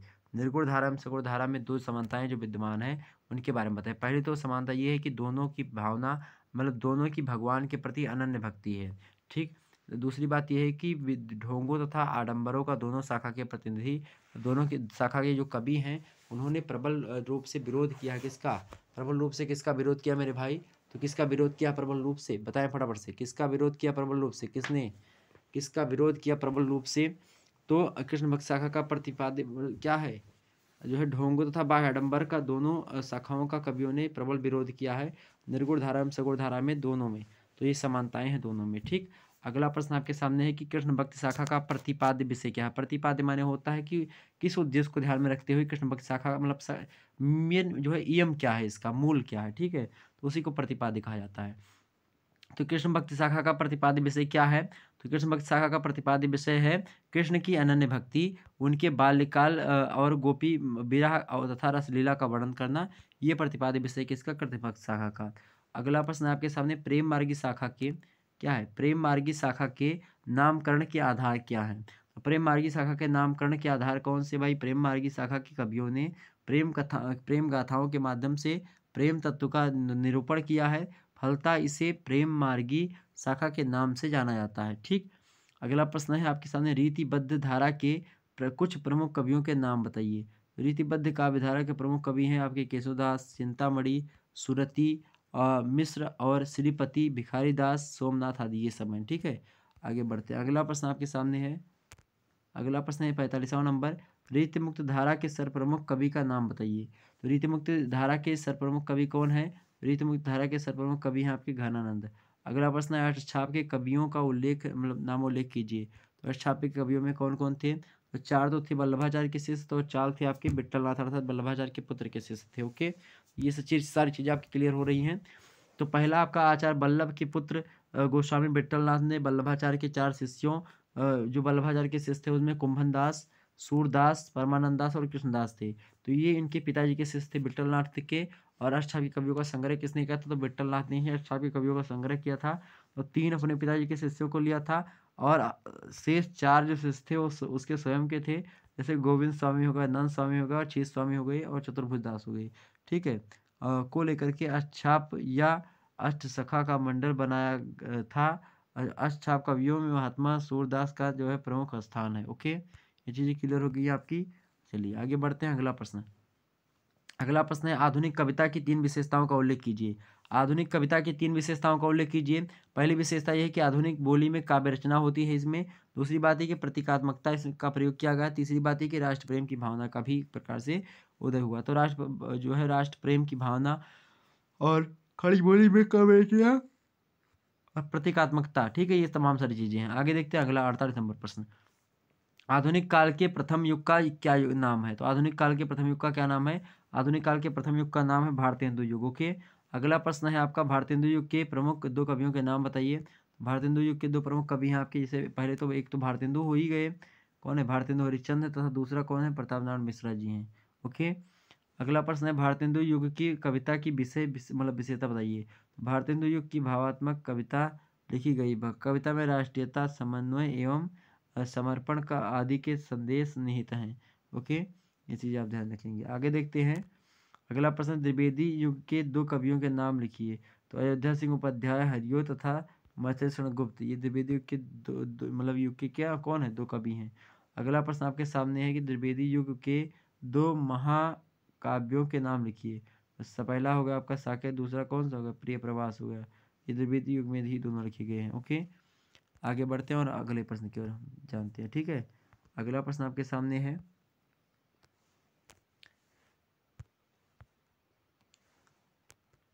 अगला प्रश्न है मेरे प्यारे दोस्तों कि द्विवेदी युग का प्रतिनिधित्व किस कवि ने किया। तो राष्ट्र कवि मैथिली गुप्त ने द्विवेदी युग का प्रतिनिधित्व किया। ओके, अगला प्रश्न है, द्विवेदी युग के प्रमुख कवियों के नाम लिखिए। द्विवेदी युग के प्रमुख कवियों के नाम क्या क्या लिखेंगे आप, मैथिली गुप्ता जी हैं, अयोध्या सिंह उपाध्याय जिनका उपनाम क्या है, हरियोध है। अगले आपके रामदास त्रिपाठी जी का नाम है, श्रीधर पाठक जी का नाम है, मुकुटधर पांडे जी का नाम है। इन सभी कवियों के नाम है द्विवेदी युग के प्रमुख कवियों में। अगला प्रश्न आपके सामने 55 नंबर, द्विवेदी युग के जो है काव्य की विशेषताएं मत लिखिए। द्विवेदी युग की काव्य की विशेषताओं के बारे में लिखिए। पहली विशेषता है द्विवेदी युग की वर्ण प्रधान इसमें विषय का प्रयोग है, अतीत के गौरव का बखान भी किया गया है, और आदर्शवादिता है, देश प्रेम एक प्रकार से है। ये सबसे बड़ी बात यह है कि आदर्शवादिता के साथ साथ किस इसमें क्या है, द्विवेदी युग में देश प्रेम की भावना भी इसमें जो है दिखाई पड़ती है। किसमें, तो द्विवेदी युग में। ओके, किस युग में भाई, द्विवेदी युग में। भारतेंदु युग के बाद में कौन सा युग आता है, द्विवेदी युग ही आता है। ओके, ध्यान रखेंगे। द्विवेदी युग को जागरण सुधार काल के नाम से भी जाना जाता है, ये बात भी जानेंगे। और जो है इसका समय काल जो रहा है 1900 से 1918 ईस्वी तक का समय काल जो रहा है वो द्विवेदी युग का समय काल रहा है। और राजनीतिक स्थिति इसकी जो है एक प्रकार से जो वो भी ठीक उतनी ज़्यादा नहीं थी। द्विवेदी युग में बहुत सारे जो है जैसे कि इसकी प्रवृत्तियों की बात की जाए द्विवेदी युग की, जैसे कि तो पहले भी आप लिख सकते हैं, बड़े आसानी से इसकी विशेषता को मैं बताना चाहूँ तो पहला विशेषता आपकी लिख सकते हैं कि इसमें राष्ट्रीयता की भावना थी कि धरती हिलकर नींद भगा दे, ब्रजनाद से व्योम जगा दे, देव और कुछ जो है आग लगा दे। ये जो है मैथिली शरणगुप्त की जो है चीज़ें हैं, राष्ट्रीयता की भावना की को लेकर के लिखते हैं। दूसरी बात यह है कि यहाँ पर जो है आदर्श एवं नैतिकता की प्रधानता होती है। मनोरंजन भी हो जाता है कि केवल मनोरंजन न कवि का कर्म होना चाहिए, उसमें उचित उपदेश का भी मर्म होना चाहिए। आदर्श एवं नैतिकता की प्रधानता जो है उसको स्वीकार किया गया है कवि को एक प्रकार से कहते हुए कि केवल मनोरंजन न कवि का कर्तव्य होना चाहिए, उसमें उसमें उचित उपदेश का भी मर्म होना चाहिए। तीसरी विशेषता ये द्विवेदी की मानवतावादी विचारधारा का प्रयोग है। चौथी विशेषता ये कि आलम्बन रूप में प्रकृति का चित्रण यहाँ पर किया गया आलम्बन रूप में। पांचवी बात यहाँ पर ये है कि इतिवृत्तात्मकता की प्रधानता है। किसी भी मुद्दे को खूब बढ़ा चढ़ा करके और खूब विस्तार से बताना ही इतिवृत्तात्मकता कहलाता है। ठीक कि छड़ी धार छैला छबीला, बनो रंगीले रसीले फबीले बनो, न चूको भले जो है भोग भोगी बनो, किसी बेड़नी के वियोगी बनो। तमाम सारी बातें ओके। विशेषता और आप लिख सकते हैं जैसे कि हास्य व्यंग काव्य है, और उसके बाद में विविध काव्य का जो है प्रयोग हुआ है, भाषा परिवर्तन ठीक ठाक है, छंद वैविध्य भी ठीक ठाक है, कोई दिक्कत नहीं इसमें ओके। आगे देखते हैं अगला प्रश्न, द्विवेदी युग के जो है काव्य की विशेषताएं बताइए। तो अब हमने अभी आपको विशेषताएं बता ही दी, वैसे लिख लीजिए जो है वर्णन प्रधान रचना। अगला अतीत अतीत गौरव का बखान। अगला आदर्शवादिता, और जो है नेक्स्ट है आपका देश प्रेम ओके। चलिए आगे बढ़ते हैं। अगला प्रश्न आपके सामने है 56 नंबर, आधुनिक कविता को कितने भागों में बांटा गया है। तो आधुनिक कविता को कितने भागों में बांटा गया है, तो इस युग के हिंदी काव्य को निम्नलिखित 5 भागों में बांटा गया है। आधुनिक युग को पहला है भारतेंदु युग, दूसरा कौन सा, द्विवेदी युग। भारतेंदु युग की बात की जाए तो भारतेंदु युग की जो समय सीमा कितने कब से कब तक रही है, भारतेंदु युग की जो समय सीमा, भारतेंदु युग की समय सीमा रही है, एक व्यक्ति उनका नाम क्या है, उन्होंने ही इसको बताने का प्रयास किया है, उनका नाम है मेरे भाई जो है। वैसे काल विभाजन की दृष्टि से बात की जाए तो आपका पुनर्जागरण काल जो रहा है, अर्थात जो भारतेंदु युग रहा है, भारतेंदु युग का समय काल कब से कब तक है, 1857 से लेकर के 1900 तक का जो समय ईस्वी का समय काल है, ये भारतेंदु युग, अर्थात भारतेंदु युग को पुनर्जागरण काल के नाम से भी जाना जाता है। दूसरा काल जो है आपका द्विवेदी युग, द्विवेदी युग जो है इसको जागरण सुधार काल के नाम से जाना जाता है, और 1900 ईस्वी से लेकर के 1918 ईस्वी तक का जो समय काल है वो किसका है, द्विवेदी युग का है। तीसरा है आपका छायावादी युग। छायावादी युग जो है वो जो 1918 से प्रारंभ होता है और 1936 में जो उसके पेपर होते हैं, किसके, छायावाद के। छायावाद जो है 1918 से डाल सकते हो, 1900 से 1918 के बीच में, ठीक है। समय, इसका मतलब समय काल क्या है इसका, इसका समय काल क्या है छायावादी युग का, तो छायावाद का 1918 से 1936। छायावाद उत्तर काल के भी कई खंड, छायावाद उत्तर यानी प्रगतिवाद हो गया आपका, जैसे कि प्रगतिवाद हो गया, प्रयोगवाद हो गया, नई कविता हो गई, समकालीन कविता। तो प्रगतिवाद की समय सीमा क्या है, 1936 से 1943, और प्रयोगवाद की समय सीमा कितना, 1943 से 1953। और जो आपका नई कविता है उसकी बात की जाए तो नई कविता का जो है प्रकार से 1915 से 1960 ईस्वी तक का समकाल है वो ओके। आगे और कुछ कविता है जैसे समकालीन कविता, तो 1900 ईस्वी से 1900 मतलब 1900 ईस्वी से लेकर के अब तक का जो समय काल है वो जो रहा है वो समकालीन कविता का रहा है। ये हो गई आपकी चीज़ें।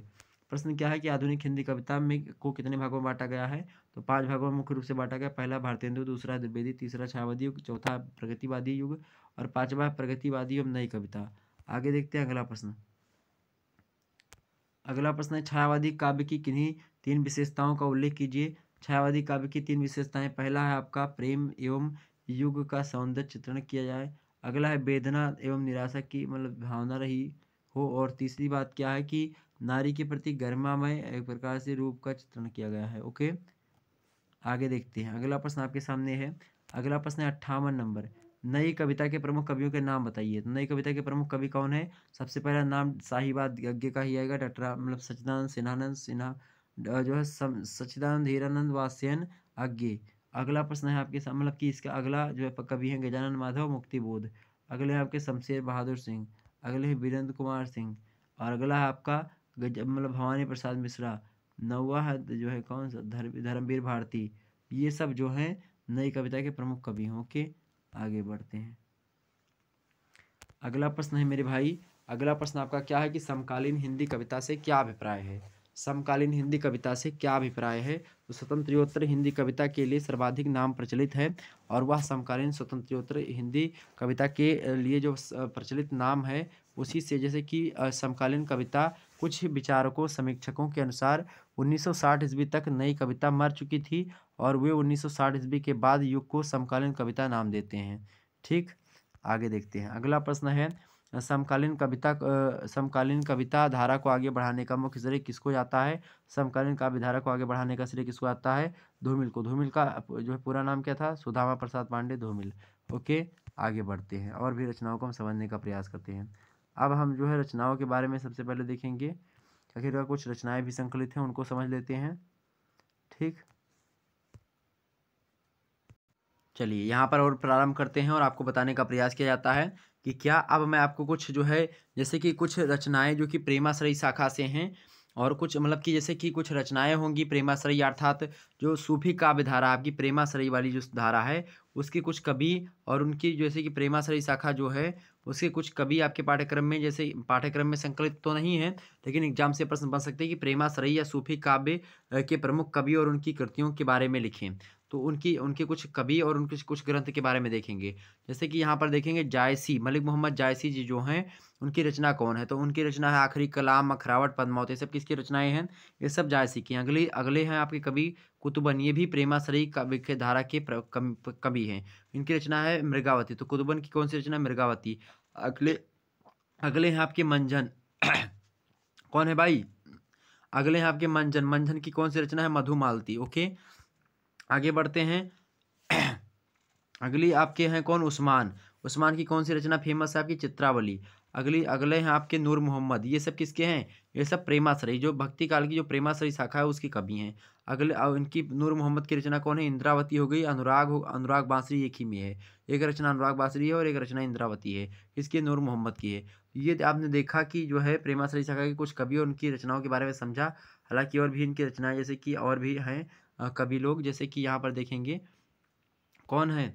मुल्ला दाऊद। मुल्ला दाऊद की कौन सी रचना है? चंदायन। ओके, अगले हैं आपके शेख रहीम। शेख रहीम का कौन सी रचना है? भाषा प्रेम रस। अगले हैं आपके कासिम शाह। कासिम शाह की कौन सी रचना है? हंस जवाहिर। अगले हैं हुसैन अली। हुसैन अली इनकी कौन सी रचना है? भूपावती। अगले हैं आपके शेख निसार। शेख निसार की कौन सी रचना है? यूसुफ जुलेखा। यूसुफ जुलेखा की भाषा कैसी है? तो ये अवधी भाषा में लिखा गया एक महाकाव्य है। ठीक, कौन? यूसुफ जुलेखा। महाकाव्य है कि क्या है? महाकाव्य ही शायद है। तो ये यूसुफ जुलेखा भी एक प्रकार से एक रचना, बड़ी फेमस रचना है। यूसुफ जुलेखा आपके पेपर मतलब कि बीए थर्ड ईयर में आपको पढ़ाया जाता है हिंदी काव्य में। ठीक है, आगे देखते हैं। सॉरी, हिंदी काव्य में नहीं, मतलब उसमें जो है बीए थर्ड ईयर में जब आप हिंदी लिए होते तो आपको पढ़ाया जाता है। आगे बढ़ते हैं, आगे देखते हैं। अगला आपका राम भक्ति जो है काव्य धारा की प्रमुख जो है कृतियों के बारे में बताइए। राम भक्ति धारा मतलब राम भक्ति काव्य धारा की प्रमुख कृतियों के बारे में बताइए। तो यहाँ पर राम भक्ति शाखा की जो प्रमुख रचनाएं हैं और जो प्रमुख कवि हैं उनके बारे में देखते हैं। तो कवि इधर लिखे हैं आपके, ग्रंथ इधर लिखे हैं। गोस्वामी तुलसीदास जी सबसे नंबर 1 पर हैं। इनकी जो है रचना कौन सी है? रामचरितमानस हो गई आपकी, विनय पात्रिका हो गई, दोहावली हो गई, बरवे रामायण हो गया, कृष्ण गीतावली, जानकी मंगल। ये सब रचना किसकी? गोस्वामी तुलसीदास जी की है। इनकी 12 रचनाएं जो हैं गोस्वामी तुलसीदास जी की कैसी हैं भाई? तो गोस्वामी तुलसीदास की 12 रचनाएं आपकी प्रमाणिक हैं। ओके, ध्यान रखेंगे इतनी बात, तो ये चीज़ें क्लियर होंगी आपकी।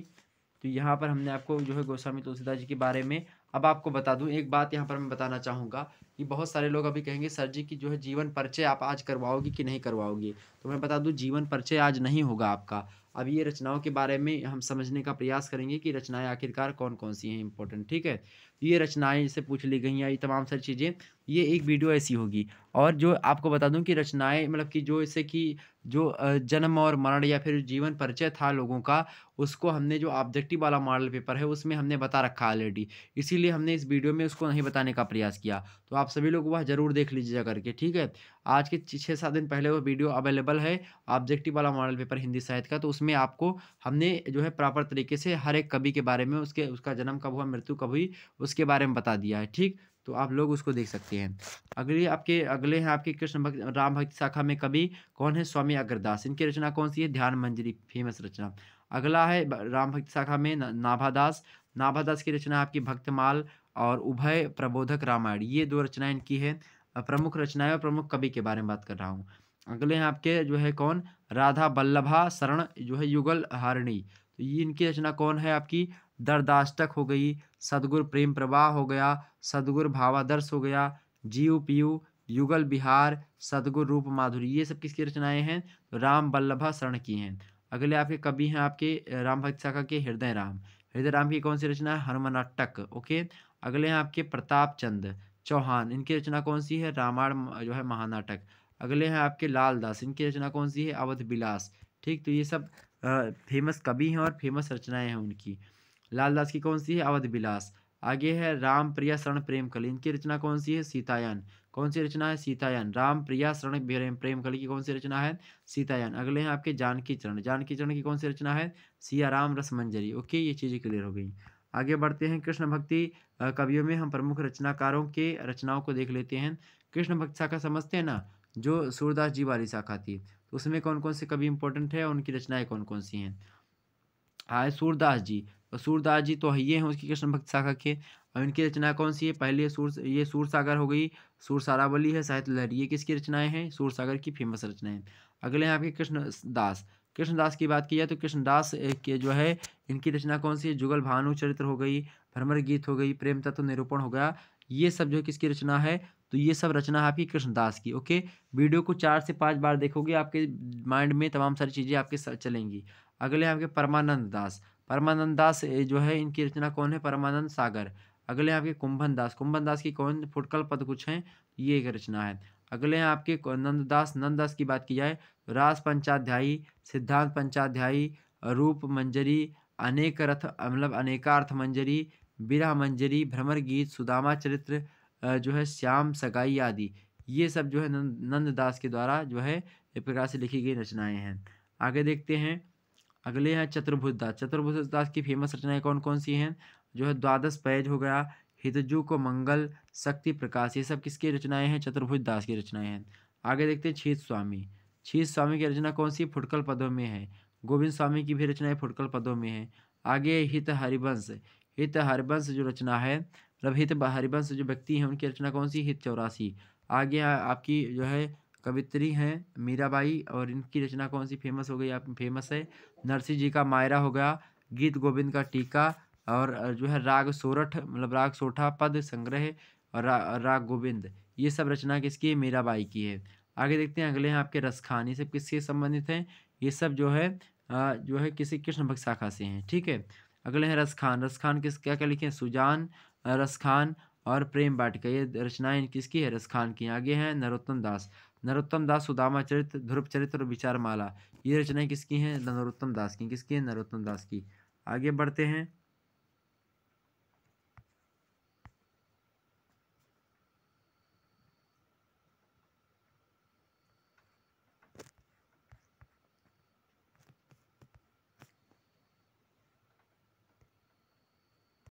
आगे देखिए थोड़ा सा, आगे देखते हैं कुछ रचनाएं और कुछ जो है वो कवि। ठीक है, तो रचनाएं हैं आपकी ये और कवि हैं ये। चिंतामणि की कौन सी रचना है? जैसे कि ये रीतिकाल की कविता, जो रीतिकाल आया, रीतिकाल की कुछ जो है रचनाएं हमने यहाँ पर रखने का प्रयास किया, उनके प्रमुख कवि और उनकी प्रमुख रचनाएं। रीतिकाल के प्रमुख कवि में जो है चिंतामणि आए। चिंतामणि की रचना कौन सी? कविकुल कल्पतरु हो गई। काव्य विवेक इन्हीं की रचना है, किसकी? चिंतामणि की। श्रृंगार मंजरी भी इन्हीं की है। छंद विचार भी किसकी? चिंतामणि की है। आगे रसराज, ललित राम, अलंकार, पंचासिका, वृत्त कौमुदी, ये सब किसकी है रचना? मतीराम की है। भूषण की रचना कौन सी है? शिवराज भूषण, शिवा बावन, छत्रसाल दशक, ये सब किसकी रचना है? भूषण की है। आगे है बिहारी। बिहारी जो थे वो बिहारी सस्सई, उनकी रचना कौन सी रचना है? बिहारी की एकमात्र रचना है बिहारी सस्सई। अगले अगले व्यक्ति हैं गुरु गोविंद सिंह। सुनीति प्रकाश, सर्वसोला प्रकाश, चंडी चरित्र, ये सब जो है क्या है? ये सब रचनाएं किसकी? गुरु गोविंद की। आगे है तोस। तोस ये कवि हैं, इनकी रचना कौन सी है? सुधा निधि और विनय शतक। अगली रचना है रतन हजारा। रतन हजारा के रचनाकार कौन है? रसनिधि। रतन हजारा के रचनाकार कौन है? रसनिधि। भाषा भूषण के रचनाकार कौन है? राजा जसवंत सिंह। ओके, राजा। और अगले हैं आपके रस सहस्य, क्या? रस रहस्य। रस रहस्य के रचयिता कौन है? कुलपति मिश्रा है। आगे देखते हैं अगला, आलम केली। आलम केली के रचनाकार कौन है? आलम है। देव की रचनाएं देखते हैं, जैसे भाव विलास, भवानी विलास, राम विलास, सुजान विनोद, ये सब किसकी रचनाएं हैं? देव की हैं। नीचे और लिखा है काव्य रसायन, सुख सागर तरंग, ये रचनाएं किसकी हैं? देव की हैं।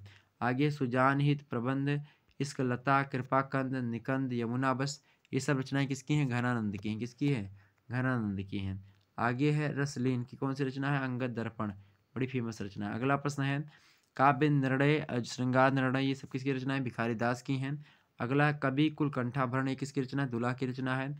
आगे है बिरह वारिस इश्कनामा, ये सब किसकी है? बोधा की रचनाएं हैं।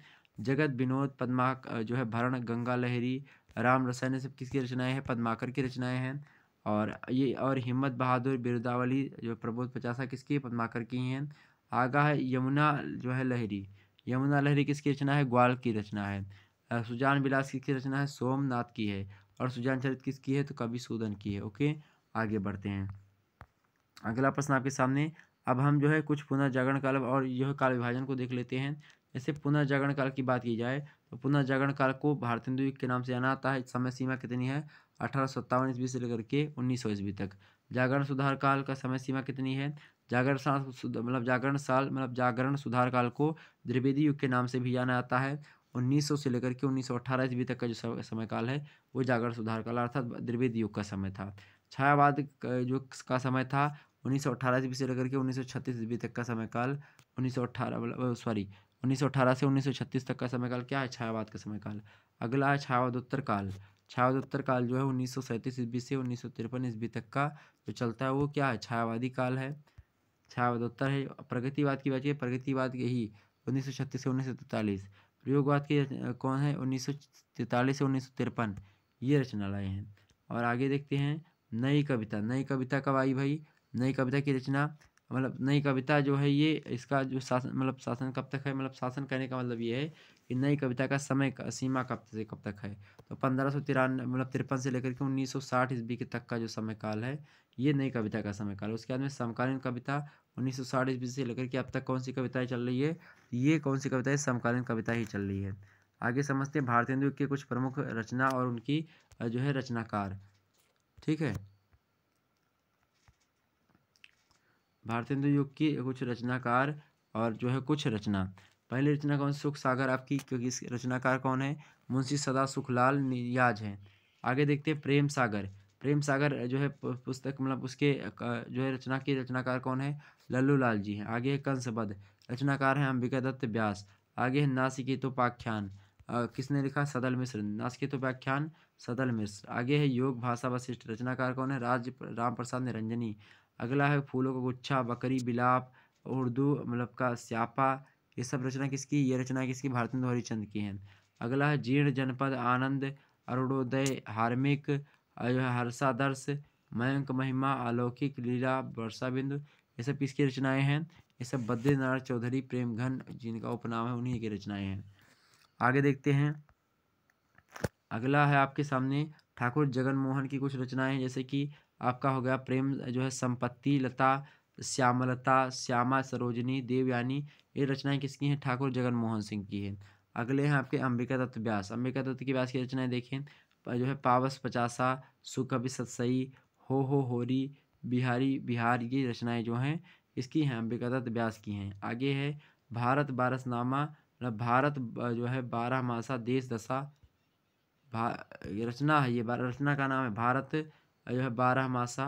दूसरी रचना है देश दशा, इस किसने लिखा है? राधा कृष्ण दास ने लिखा है। ओके, तो किसकी रचना है भाई? अंबिका दत्त व्यास की। कौन रचना? जो है पावस पचासा, सुकवि सतसई, हो होरी, बिहारी बिहार, ये सब रचना किसकी? अंबिका दत्त व्यास की है। भारत 12 मासा किसकी रचना है? राधा कृष्ण दास की है। देश दशा, ये सब रचना इसकी है। अब द्विवेदी युग के कुछ प्रमुख साहित्यकार उनकी रचनाओं को देख लेते हैं हम। द्विवेदी युग में जैसे कि कौन हो गए आपके? जैसे कि नाथूराम शर्मा शंकर, इनकी प्रमुख रचनाएं हैं आपकी अनुराग रत्न है, शंकर जो है सरोज है, गर्भरंडा है, गर्भरंडा रहस्य, ये नाथूराम शर्मा की हैं, नाथूराम शर्मा शंकर की।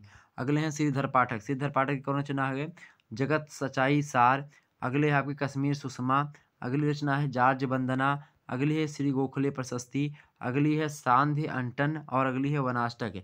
रचना किसकी? श्रीधर पाठक की है। आगे पढ़ते हैं महावीर प्रसाद द्विवेदी की रचना कौन कौन सी है।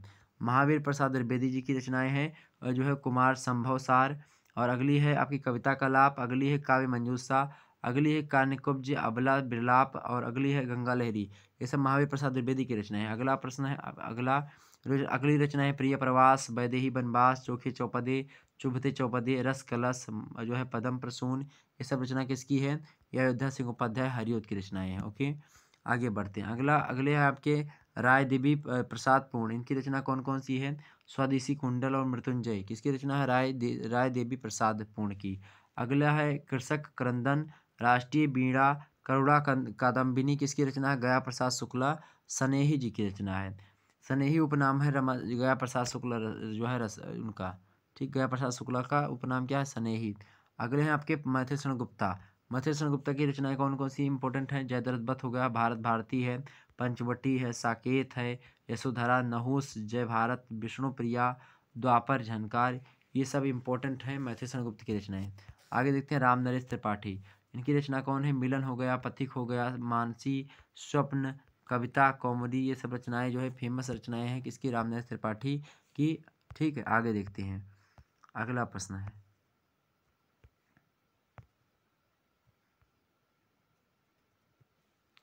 अगला प्रश्न आपके सामने हिम किरीटनी क्या है? अगला प्रश्न है हिम किरीटनी, हिम तरंगिणी जो है और माता। ये रचना किसकी? माखनलाल चतुर्वेदी की है।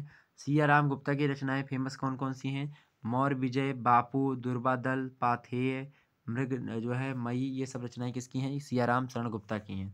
आगे बालकृष्ण शर्मा नवीन की रचनाएं कौन सी हैं? कुमकुम, उर्मिला जो है अपलक, रश्मि रेखा, कोई सी, हम बिस्पाई जन्म। की सब रचना किसकी? बालकृष्ण शर्मा नवीन। अगले सुभद्रा कुमारी चौहान। रचना कौन सी? त्योधारा, मुकुल। ये सब फेमस रचना है। आगे थे उदय शंकर भट्ट। उदय शंकर भट्ट के रचनाकार मतलब उदय शंकर भट्ट जो हैं उनकी रचना कौन सी है? तक्षशिला की रचना। ये बड़ी फेमस रचना है।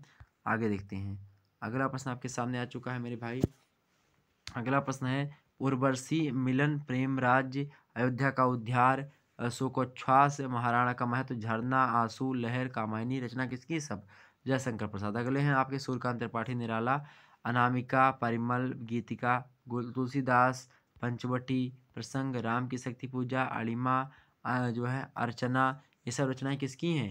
ये सब सूर्यकांत त्रिपाठी निराला की हैं। आगे है सुमित्रानंद पंत की रचनाएं, जैसे गिरजे का घंटा, उच्छ्वास, ग्रंथि, बीड़ा, पल्लव, गुंजन, युगांत, युगवाणी, ग्राम्या, स्वप्न, स्वर्ण किरण। ये सब रचनाएं किसकी हैं?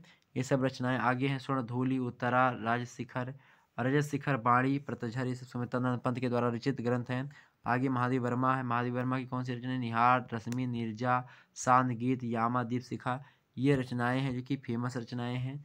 अगले हैं आपके डॉक्टर राम कुमार वर्मा। उनकी रचना है रूप राशि, निशीथ, चित्ररेखा, आकाशगंगा। ये सब हैं। अगला प्रश्न है उदय शंकर भट्ट। उदय शंकर भट्ट की रचनाएं कौन सी है? राका, मानसी, विसर्जन और उसके साथ ही साथ युग दीपा, अमृत और विषय वो अलग हैं। ओके, सॉरी, राका, मानसी, विसर्जन, युग दीप, अमृत और विष। ये सब रचनाएं किसकी? उदय शंकर भट्ट की हैं।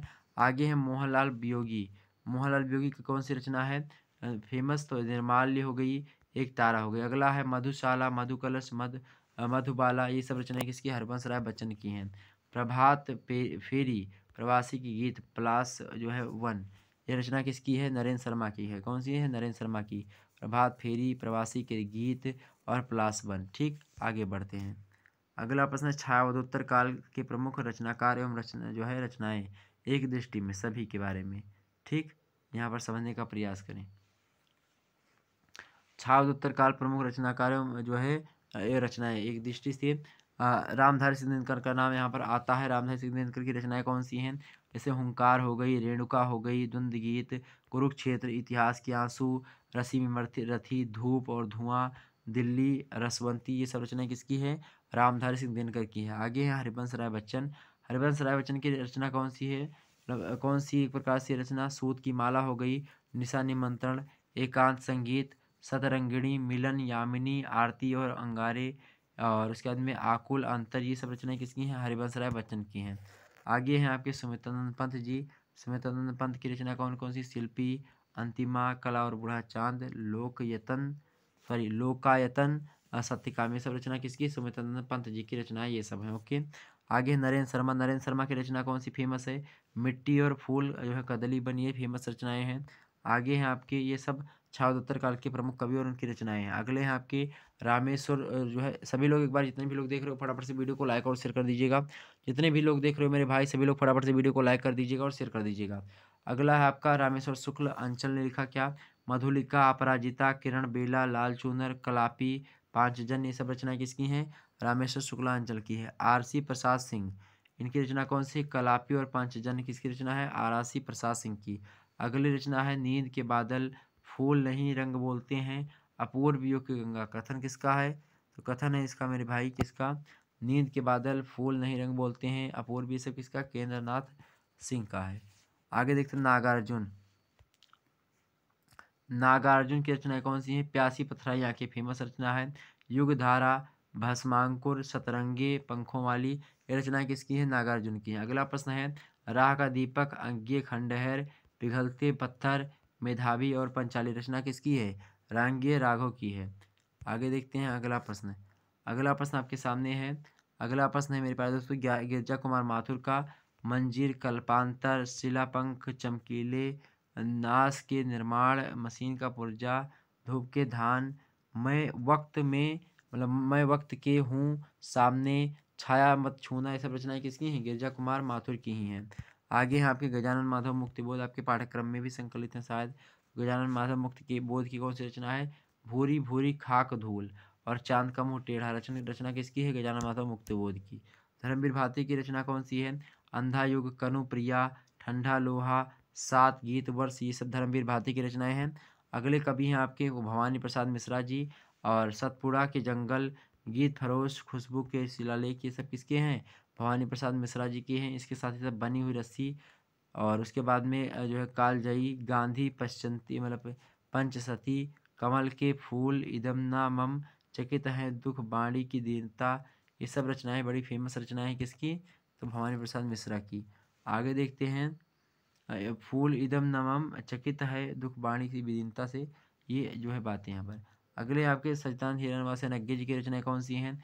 भग्नदूत हो गई, चिंता हो गई, इतलयम, हरी घास पर क्षण भर, वावरा हेरी, इंद्रधनु रौंदे हुए, अरियो करुणा प्रभामय, आंगन के पार द्वार, कितनी नाव में कितनी बार और क्योंकि मैं उसे नहीं मतलब मैं उसे जानता हूँ, सागर मुद्रा, पहले मैं सन्नाटा बुनता हूँ, महावृक्ष के नीचे ये सब रचनाएं बड़ी फेमस रचनाएं होती हैं। ओके आगे देखते हैं और भी रचनाएं हैं। महावृक्ष के नीचे, नदी की बांक पर छाया जो है, प्रेजेंट डेड जो है एंड आदर पोयम्स अंग्रेजी में, आसाद बीढ़ा, रूपाम्बरा ये सब रचनाएं किसकी हैं? ये सब रचनाएं वात्स्यनज्ञ की हैं। आगे देखते हैं अगला है अमन का राग, चुना हुआ मतलब चुका भी नहीं हूँ मतलब अमन का राग ये किसकी रचना है? शमशेर बहादुर सिंह की। चुका भी नहीं हूँ मैं ये रचना किसकी? शमशेर बहादुर सिंह की ही है। इतने पास अपने ये रचना भी शमशेर बहादुर सिंह की है। अगला है आपका परिवेश, हम तुम, चक्रव्यूह, आत्म जो जयी, आमने सामने सब रचना किसकी? कुंवर नारायण की है। नरेश मेहता जो हैं उनके आप सामने मतलब उनकी रचनाएं देखेंगे। संशय की एक रात, वन पाखी सुनो, मेरा समर्पित एकांत, बोलने की दो एक प्रकार से क्या करो एकांत मतलब जो है समर्पित, मेरा समर्पित एकांत, बोलने की दो चीड़ ये सब रचनाएं जो है बड़ी फेमस रचनाएं हैं जो कि छायादत्तर काल की बात की हैं। आगे देखते हैं त्रिलोचन। त्रिलोचन शास्त्री की रचना कौन सी? जो है मिट्टी की बात, धरती, गुलाब और बुलबुल, दिगंत, ताप के ताए हुए दिन, शब्द, उस जनपद का कवि हूँ ये सब फेमस रचनाएं हैं। आगे देखते हैं भारत भूषण अग्रवाल। भारत भूषण अग्रवाल की रचना देखिए, कागज के फूल, जागते रहो, मुक्ति मार्ग को अप्रस्तुत मन उतना वह सूरज है ये सब रचनाएं किसकी? भारत भूषण अग्रवाल की है।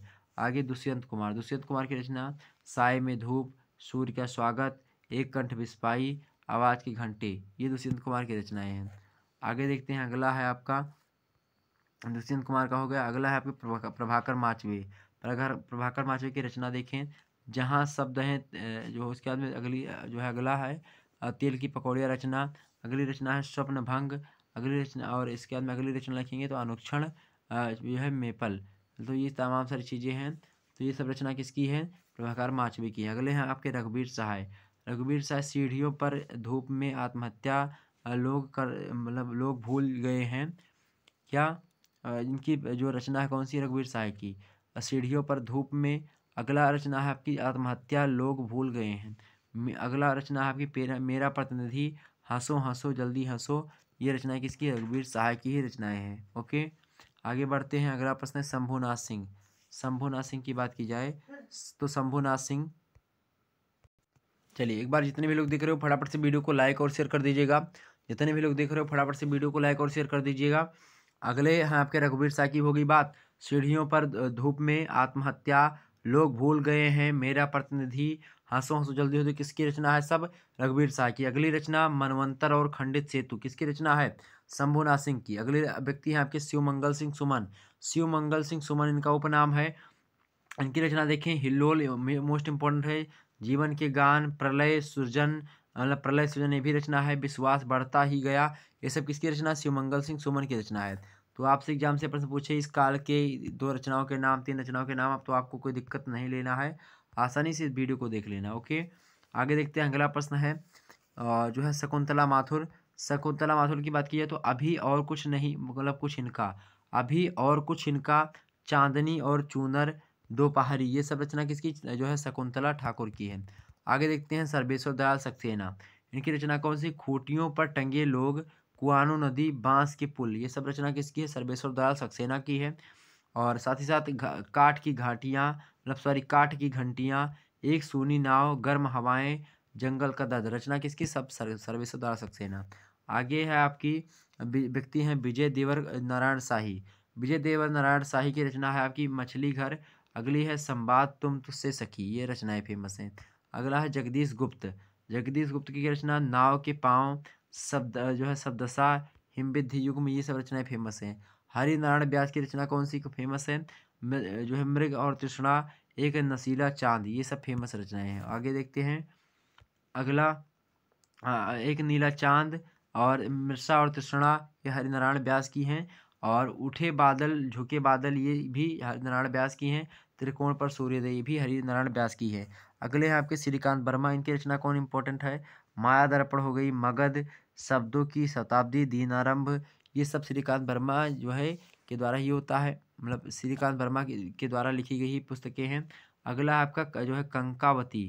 कंकावती की बात की जाए, कंकावती जो अवमुक्ति प्रसंग, किसकी रचना है? राजकमल चौधरी की रचना है। ओके, आगे देखते हैं। अगला है एक पतंग अनंत में, शहर अब भी संभावना है, किसकी रचना है? अशोक वाजपेयी की। अगला प्रश्न है आपके परिणाम स्वरूप राही आएंगे, पर सॉरी पर अगले आपके जो व्यक्ति हैं उनका नाम क्या है? बाल स्वरूप राही। क्या नाम है? बाल स्वरूप राही। बाल स्वरूप राही की रचना कौन सी? जो नितांत मेरी है। क्या? जो नितांत मेरी है। अगला प्रश्न है संसद से सड़क तक, कल सुनना मुझे, सुदामा प्रसाद पांडे का प्रयत्न, करेक्ट है इसका। इसके रचनाकार कौन है? धूमिल है। इनके रचनाकार कौन है भाई? धूमिल है। ओके, सुदामा प्रसाद पांडे इनका पूरा नाम है, धूमिल इनका उपनाम है। अगली रचनाएं हैं अंकित होने दो, अकेले कंठ की पुकार, रचना किसकी? अजीत कुमार की है। अगला है आपका पक गई है धूप, बैरम खां, मतलब बैरम सॉरी बैरंग बेनाम चिट्ठियाँ, करेक्ट आंसर किसका? करेक्ट आंसर क्या है? रामदर्श मिश्रा। ओके, ये चीज़ आपकी क्लियर हो गई।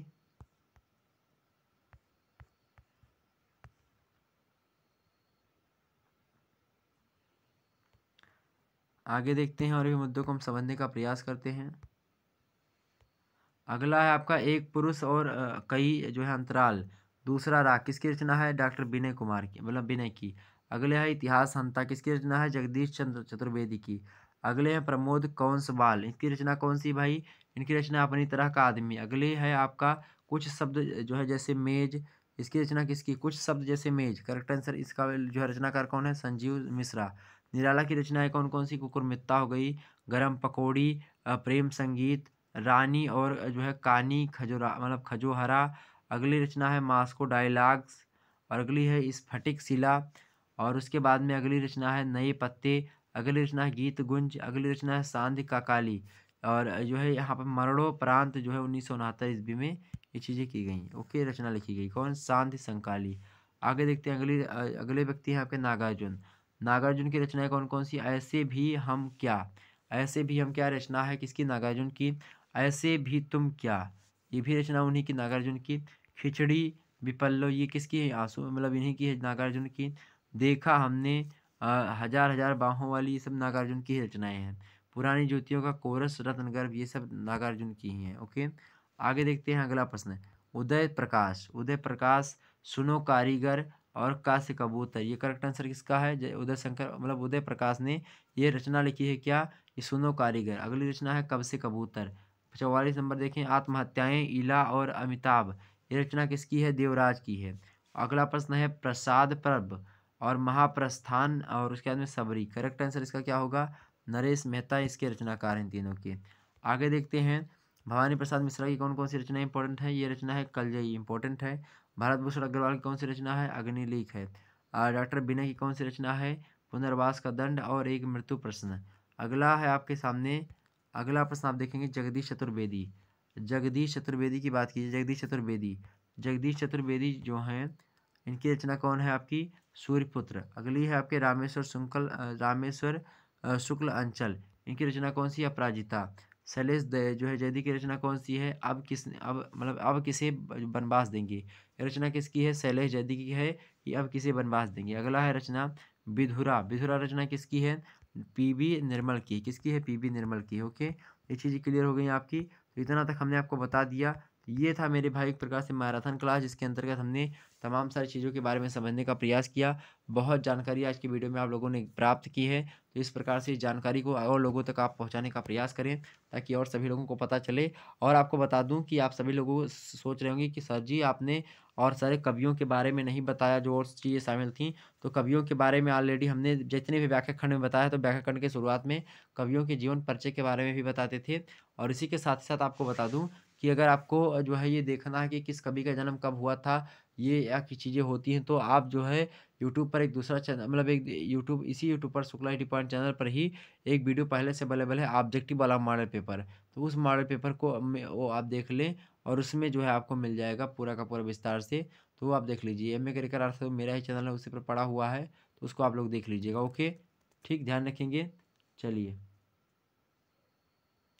सॉरी, ये शुक्ला 80 पॉइंट चैनल पर ही है, उस दूसरे चैनल पर नहीं, शुक्ला 80 पॉइंट चैनल पर ही ऑब्जेक्टिव वाला मॉडल पेपर हिंदी साहित्य का पढ़ा हुआ है। उसमें हमने विस्तार से जन्म के बारे में, उनके मरण के बारे में, उनके माता पिता कौन थे, सभी के बारे में विस्तार से हर कवियों के बारे में समझाया है। तो उसको जरूर आप लोग देख लीजिएगा।